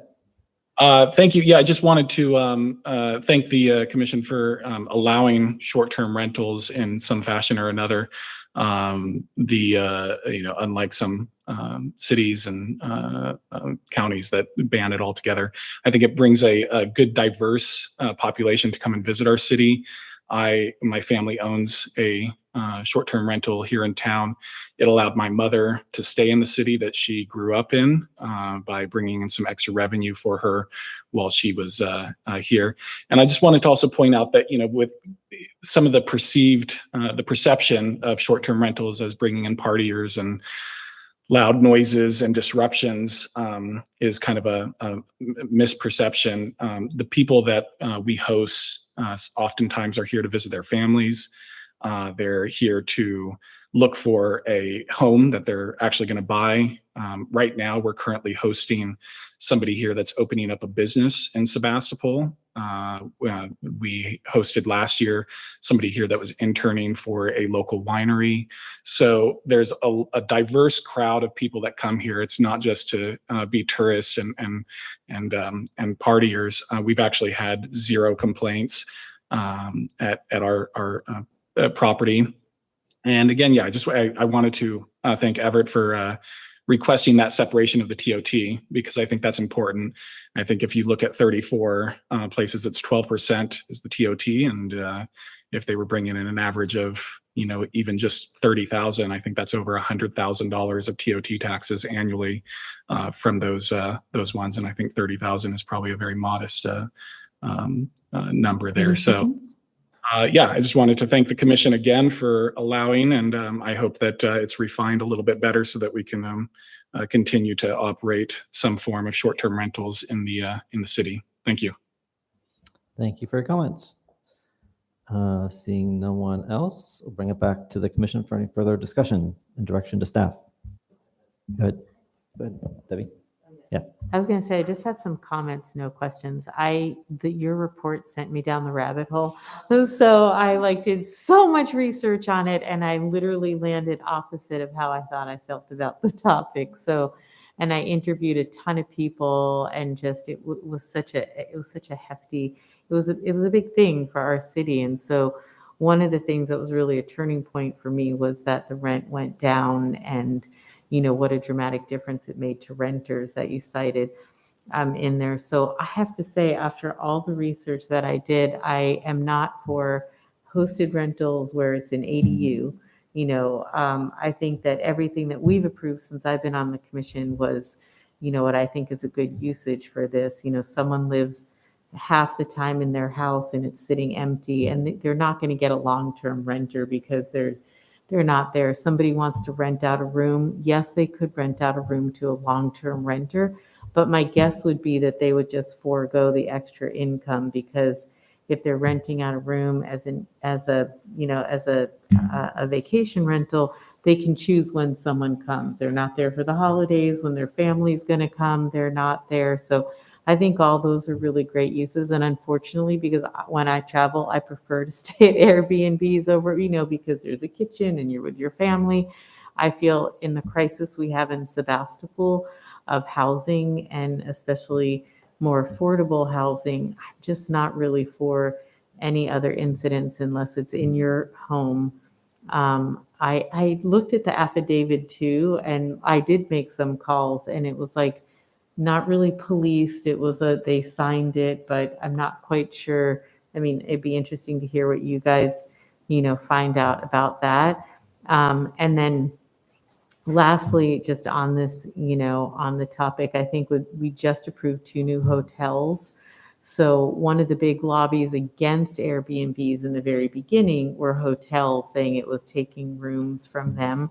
I think Sebastopol had an issue with people wanting to visit, coming to graduations, weddings, things of this nature, and there was no place for them to stay. But with 2 hotels now coming to town, I'm wondering what their occupancy rate is going to be like. We're going to make more money off of them. It'll be less work for the city to manage them. And additionally, I'm always harping on infrastructure, and it makes me super uncomfortable with, with all of this, everything we're approving and all this new traffic. There obviously, I think, would be less traffic and less impact on the city, but we wouldn't lose the tourism money or the money to the city because we have all of the hotels. So that's just for whatever it's worth. Kathy? Yeah, I thought a lot about it too, and I've been thinking about it ever since I came on the Planning Commission, because we've been talking about it since then. And I was disappointed that we didn't put caps. So to agree with Deborah, I agree with prohibiting ADUs and JADUs as STRs because we want to maintain them for long-term housing. I would like to see a cap on hosted and non-hosted STRs at their current numbers, but I would also consider some new numbers or lower numbers. I just think that having a cap is important.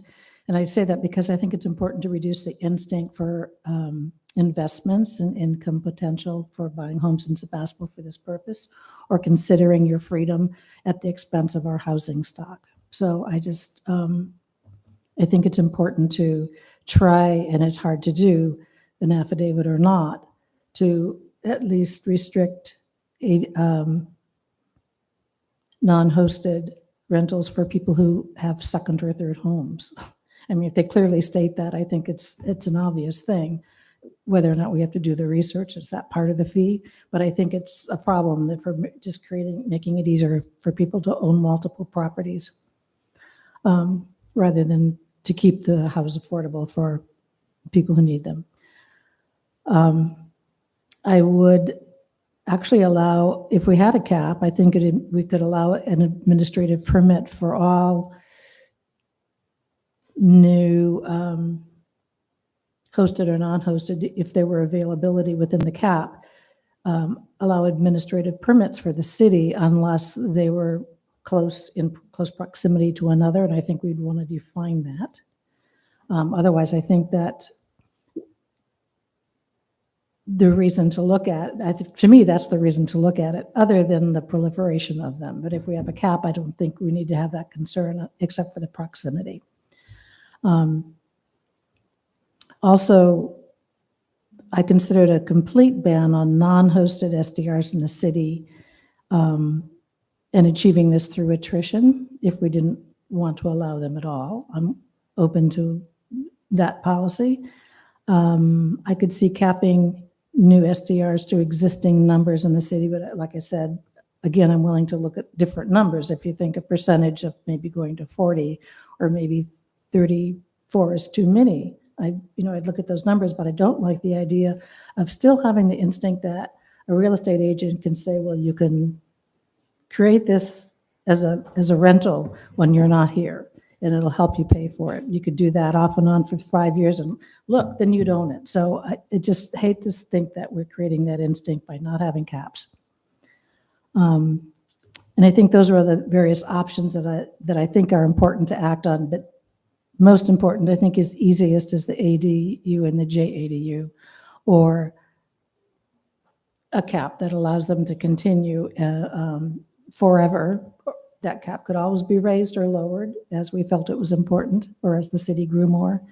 But I think we need to do something. It really is painful for me to see the applications come in and then the ones that won't come in that you're already looking at. And it's the thing I haven't heard us talk about either, is the feeling that you're in your house and your neighbor has, even in a hosted, your neighbor has people coming and going with their suitcases rolling up and down the sidewalk. There's just the sense that it changes the way you feel about where you live and maybe your neighbor. And I don't know how many hosted or non-hosted facilities you would need on the same block to feel that way. Maybe only one. But I wouldn't want the numbers to grow much more than they are now. I think we're a small town. I think if you're in a big city and you have thousands of them, or you're in the county, you have thousands, your neighbors aren't close, so you're not going to see that. But I think in a small town, we're giving away what a small town is to turn every single neighborhood into a hotel. So that's, those are some of my words.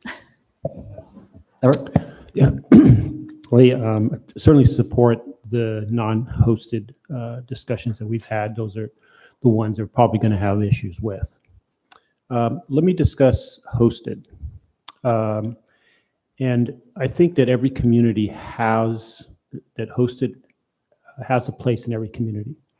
As I mentioned, and clearly knows, and for the record, I own a hosted rental. My experience has been that the people that are coming in because someone had a baby and they want to be able to come in for a week and hang out and visit with the family. They're very grateful. They walk to the town, they walk into restaurants, they walk into shopping. They're very grateful to have that ability. They're not going to stay a week at a $400 or $500 a night hotel. What they would probably do if we didn't have the options here would be they would be driving in from out of the area, probably stay at either a cheaper hotel or another vacation rental, and then just driving in and out and away from here. But I would say that 95%, maybe close to 100% of the people that come have some connection to Sebastopol. Either they used to live here, they have a family member that are here, there's some event going on, they have someone that's ill and they're coming in to take care of them. Recently we had someone stay where someone passed away, and they were just very grateful to be able to have a place to just relax and have the space for them. I've had more problems with neighbors around me with noise and music and that kind of stuff. Never have had a complaint with the people staying there. They're extremely polite. We have a little map with pins inside our house that we encourage people to go ahead and pin it. And we've had people from 6 different countries come in. We've had people from back east. We've had people from all over that come in and really appreciate it. We have a book of recommended businesses that they frequent. So there's that whole area. I think that there's a lot of bad publicity that happens about vacation rentals. But like I said, I think that I don't think there should be unlimited, but I think that there has a place for it. And the people are just really, really wonderful people that come through here and very appreciative, as I mentioned. You can read some of the comments. But I think that we just want to keep that in mind because I don't think that's said enough. And I understand what Kyle was saying about part of operating a business, but when you operate a business, you have income coming in and you use some of that income to operate the business as well. So I think that, we need to, I think there is a significant, I think I saw a number of what we get for those, and it's pretty significant, and it's significant enough to make sure that we're operating as we should be on there. And I think that, we are paying an outside service, but that service has brought things into line because there were a lot of hosted or non-hosted that were in operation that did not have any city permits, and the city would not have had the opportunity or the resource to be able to monitor that. So that's a good thing to have that.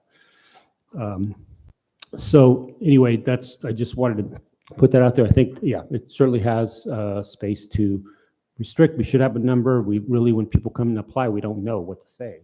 Okay, what's oversaturation in a neighborhood? What's too many? What's not enough? But it really isn't the picture that you have of people coming in and dragging their suitcase and making all this noise and just being tourists that really don't care about our town or our community. They really are community people that are coming in for that. So there's a space for that. So just want keep that in mind.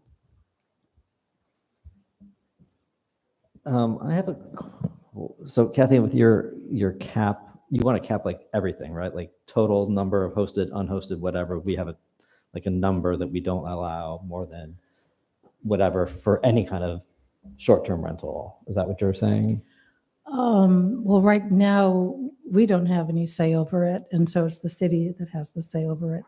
And I think if there are too many on a block that starts of the hosted, even that, it begins to, that impact will be felt by people. And so I felt by capping it, then sometimes people aren't renting now. That means someone else could. But if we knew that there was a cap, and I don't know what the number is, we just, I think there's an issue of proximity. But if we had a number, it could be twice as much. I don't really mind the hosted either, except for the impact of the sense that it's on this side of me and it's on that side of me. And then it stops being a neighbor. But I totally understand. I mean, our house is all, we've got, the kids are gone and there's 2 bedrooms and a bath, and people always stay there, even if they haven't broken their legs. But, it's used a lot, and I could see it. We could charge rent. I'm not willing to do that myself, but because I'm happy when they're gone.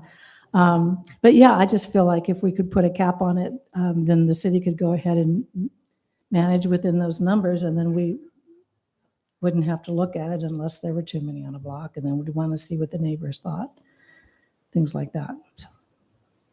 I feel like, I wouldn't know what that number is. I feel like I would just be completely making up something, and I have no idea what is an appropriate number. I feel like, what about the idea of a maximum number of days a year or something that you can have, that you can rent something out? Because it seems like it would be a little bit more so self-controlling in some ways. And I guess I'm not sure I'm personally comfortable with the hosted rental actually putting any kind of cap on, because I kind of feel like if your kids have moved out and you're living in a 4-bedroom house by yourself and you want to rent out a house as you retire to help you with your income, or rent out a room in your house for income, like I think that's fine. And we have 34 now. I don't feel like we've been overrun with ADUs. I mean, there's 22 that are listed this month. Like, I don't feel like that's a lot. I don't know where they are in my neighborhood personally. I think there is one around the corner, and I'll say when my parents come to town, they always stay in an ADU in town, or not an ADU, a short-term rental in town, just because they don't want to stay with us. It's more comfortable. They have their own space, and we have a small house, and It keeps families getting along. yes, it keeps my wife get along with my Yes. parents, when they're not in the house. That's another benefit. And like you said, like if they weren't staying in someplace like that in town, in someone's house, in a short-term rental, they would be driving in from Santa Rosa or in a park, and that goes more to a traffic issue than, if they're staying in town, they can walk over to my house, and they're kind of. So anyway, I understand the concerns of potential proliferation. Yeah.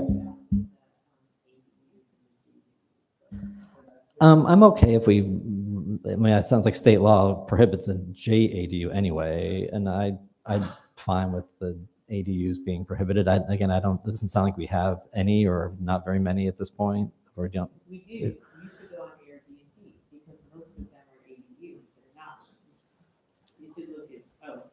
I went on vacation rental by owner and Airbnb to look at what is out there. Yeah, what's available. So I don't know if I found all of them. Okay, it might not be real, you're saying? Oh, No, I think we call them hosted because the property owner's on the same I property. know, but I'm they're saying they're- standalone units Yeah. when they list them Yeah, on. yeah, So yeah. you're finding but I have the no right thing. problem with the bedrooms in a house. My only problem with that is that those bedrooms in the house also could be a long-term renter for that person. And people do that.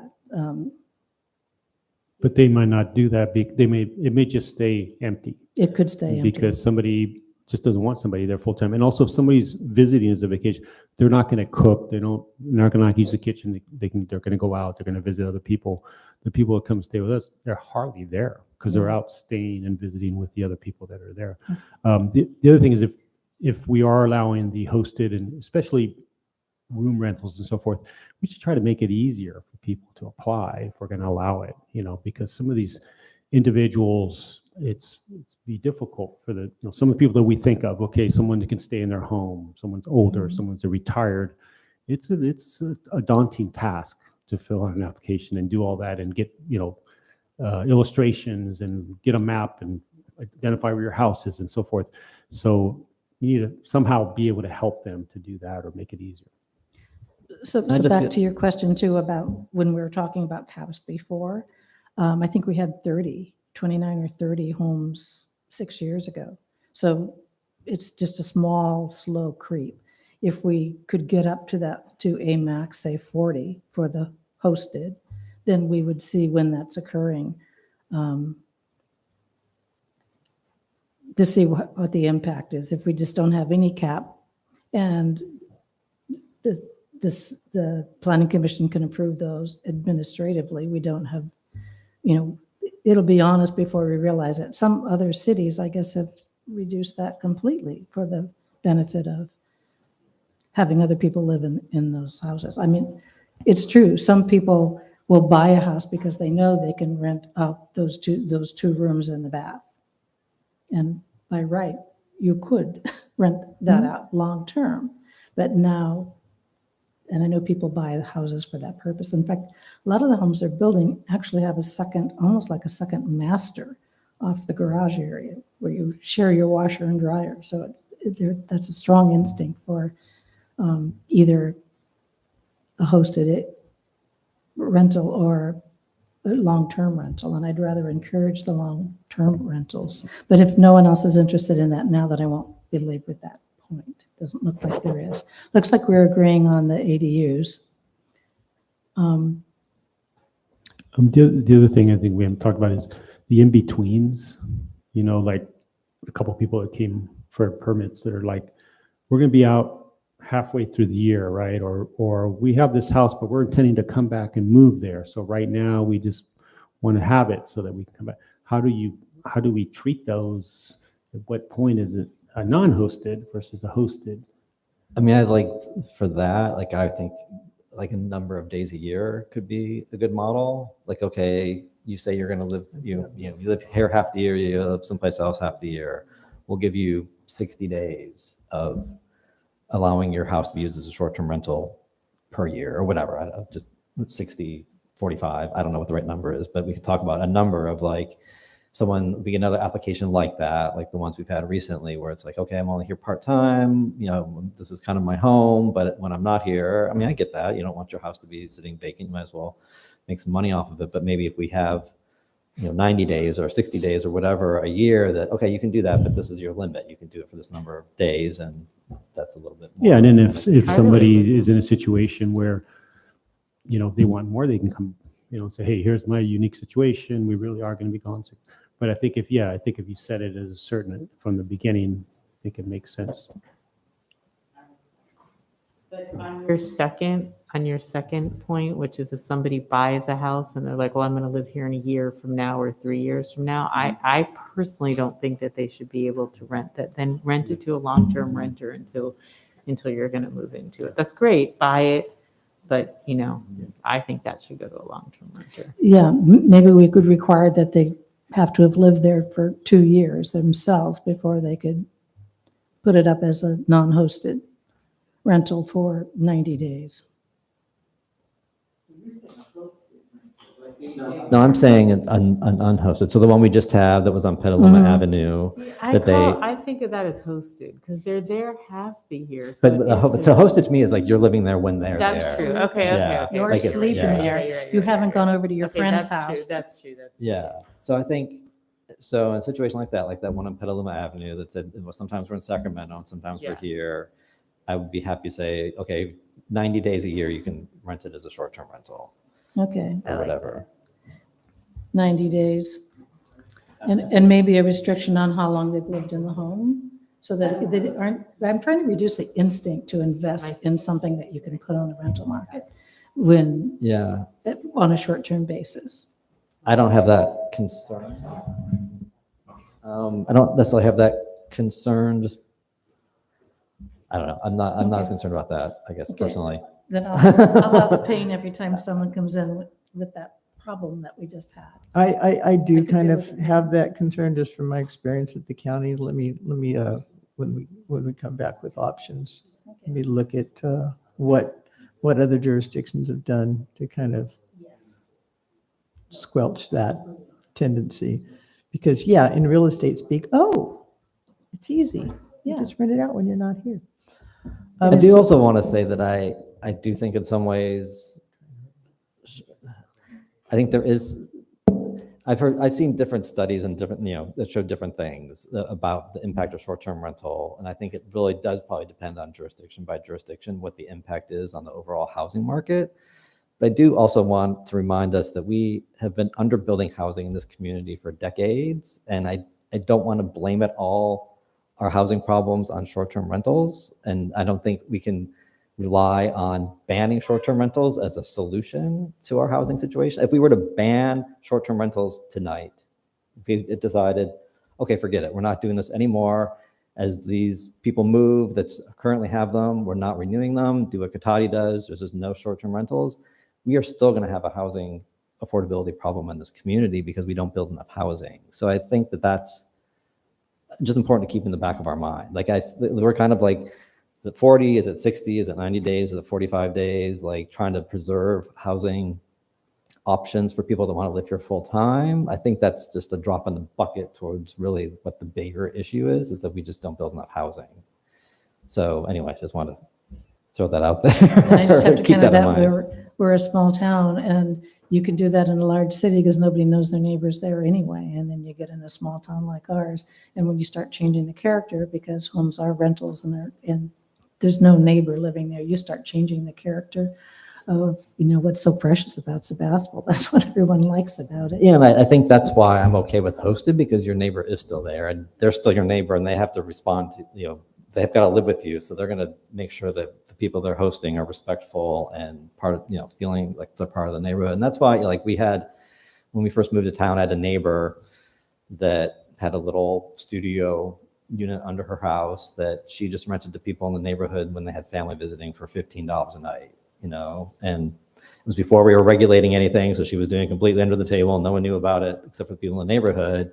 And it was great because it was just because again, like, we had a little house, we had a kid, and there was no place for my family to come. And they were, 5 houses down, and they got to be part of the neighborhood and hang out with my neighbor and got to know my neighbor, so they felt like it was just a different kind of experience, and I think that we don't want to, she wasn't going to rent that out full time to anyone. She wasn't interested in having a full-time renter in that space. So otherwise it would have just been vacant. And this way it allowed, the family and friends of people that she knew to have a place to come to, because she knew that everyone in the neighborhood had small houses and they couldn't accommodate their families. And so it was a nice so I don't want to prohibit that kind of thing from happening, because I think this can be a very neighborly kind of activity. Through the chair. If I might, there's 3 things that I'd like to do. One, we have a correction of a number that we gave out, or a clarification of a number we gave out earlier that I want Susie to give you. I want to say a word about TOT and the importance of TOT and why the city council is looking for more of it. And then I want to review the options that I think you're asking us to come back to you with. I just want to clarify the amount of listings we have on booking website. So there's 22 permitted listings that we found that the planning commission has approved and the admin staff, but there's over 50 or 60 active listings at this time. So those other people have all been getting notices. Yeah, or will be getting notices. Yeah, some of them are notices, or like I mentioned earlier, they were, just a business license in the past. We don't have an actual building or an application permit per se. It's just a business license that they're required, that they have been actively renewing. They were kind of grandfathered in as the first ones that came through. Yeah, and I'm glad to hear that, because I've just been walking for Measure U for the city, and I did 6 neighborhoods, and I'm going around, and you see these houses where everything's too perfect. There's not even, pruning shears or gloves sitting in anywhere, or a little collection of rocks, or the other things that say someone's really living there. And I see a couple of them behind a house where I've walked before, and they've definitely had the money massage. And I just think there's a lot more out there.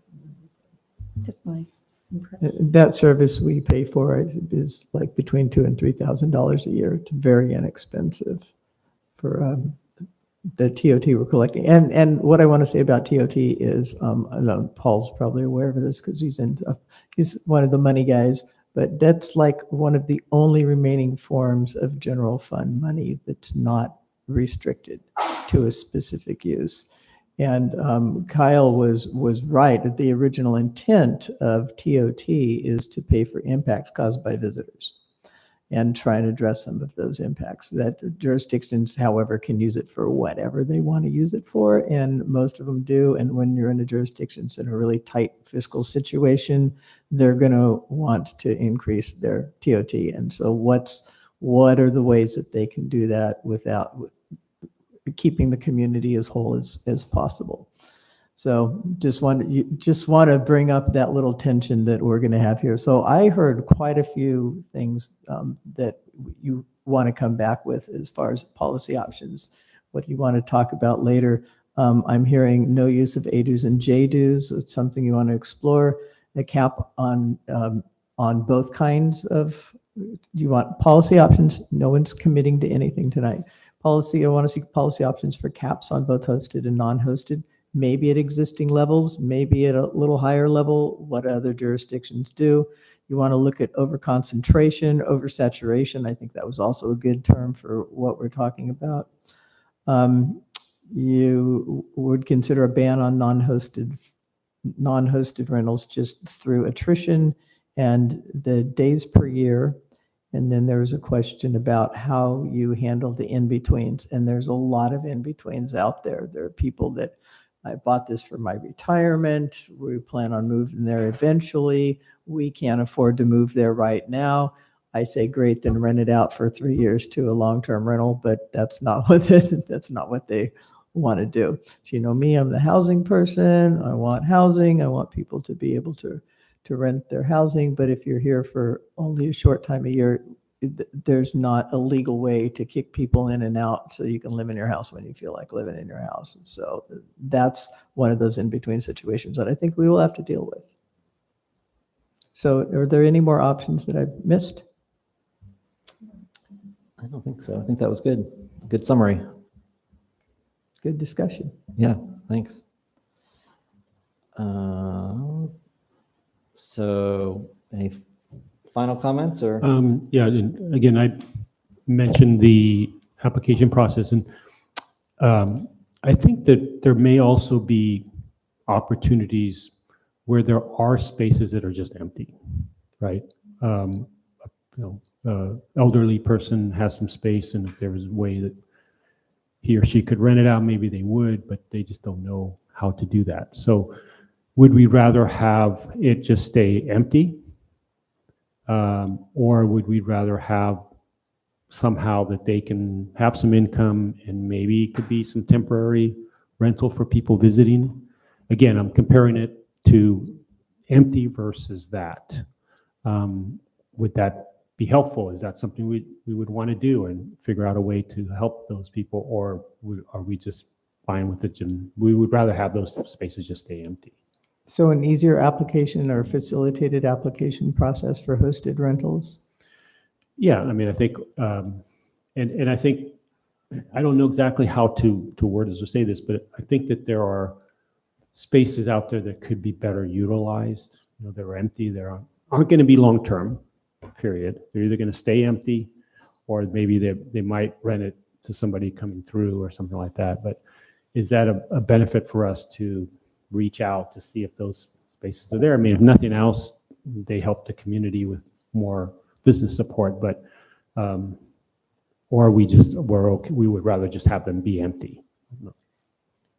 I just feel like there's a vulnerability issue for the person who can't quite figure out how to do an application, and now you want them to figure out how to take care of people when they're there. I think Yeah, no, it has to, I mean, it doesn't seem to match up Yeah, with me. It could be yeah, I awful. think that if we gotta just find I mean, if we're gonna allow it, let's try to make it a little easier. I don't know if that's possible, but I'm just thinking of in my mind, I'm thinking of some people that are retired, have the space, and it would really benefit them to have just a little bit of extra income. That's all I'm saying. Well, you've gone through, maybe you can help them. That's okay, sure. You know, Maybe you can get a cut. no, I don't need, I do it just to, have the space utilized and to have some people that maybe could use some extra income and live a little bit better. I think it is useful for people who've gone through the process to be able to be an advisor in some Yeah. way. Because I think applying for all this kind of stuff can be complicated Yeah. if you don't do it on a regular Yeah. basis. And there's a lot of little things, with it, but yeah, I mean, if someone was going to do it and they came up to me and I'd do it for free just to help them out. Because again, they're just, they need that assistance and it's really. Put helps Everett's them. name on the website. Go ahead.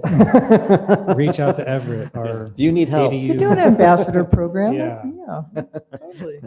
The other thing that I wanted to bring up real quick is it kind of is a little bit a part of the Petaluma Avenue one where, we have that commercial corridor, Petaluma, Main Street, High Street, some of those areas where, obviously there's a mix of they are homes, they're used as homes, they're zoned commercially,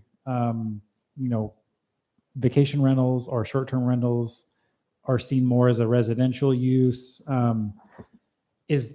Do we look at that as kind of a consideration as well as like what is the current use of the property rather than its underlying zoning district? Because I'm always kind of a little hesitant when somebody comes in and is buying, a house on Petaluma Avenue and has a question about a vacation rental, and I'm like, it's not really defined clearly in our vacation rental ordinance. So, I mean, it seems to me that becomes kind of it then becomes sort of a commercial use. So it actually, in some ways, becomes, in my mind, more of an allowed use because you're taking what's a single family house that's a legal non-conforming use in that district, and now you're making it a little bit more conforming because now it has this little bit of a commercial component. And that's how I kind of think of that. Well, if But it's commercial zoning and, But- we've recently defined transient rental, so I would put it in that category. yeah, I mean, in some ways, I wonder if we do have different standards, like if it's a R4 district ADU application versus a CO district ADU application. Maybe the CO district is looked at a little bit more openly because it is a commercial district anyway. Well, It's let's- closer let's proximity to downtown, so it promotes more kind of, It's more on arterials. Yeah. They're more. But what a great place for an employee to live. No, I think either That's the way. housing issue. I mean, I think that there's. Yeah, I mean, I think those zones need to be more flexible in general. But I will also go back to, I think we just need to also build more housing. So are we done with that topic? I think we have enough to come back with us? come back. Okay. I don't anticipate it being the next meeting, but hopefully sometime. Could I soon. just for my own information, is there a way I can get better access to that map so I can kind of just see the makeup of the, is there a way?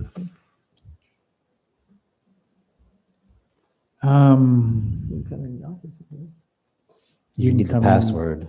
The office. and- Come in the office. If you want. Yeah, it's Yeah. because it's through a third-party system where you need. Yeah, to that's tell fine. them Yeah, what I mean, I it is. just kind of, for my own Sure. purpose, we're talking about this stuff, I'd just kind of like to see where we're looking. Yeah, I think it's difficult on their end to pinpoint exact locations because they don't Okay. want to do that for one. Right. And then also, most companies are dealing with larger cities where pinpointing all of those would be. Yeah, and I'm not extremely difficult, so. interested in just finding exactly where they're at.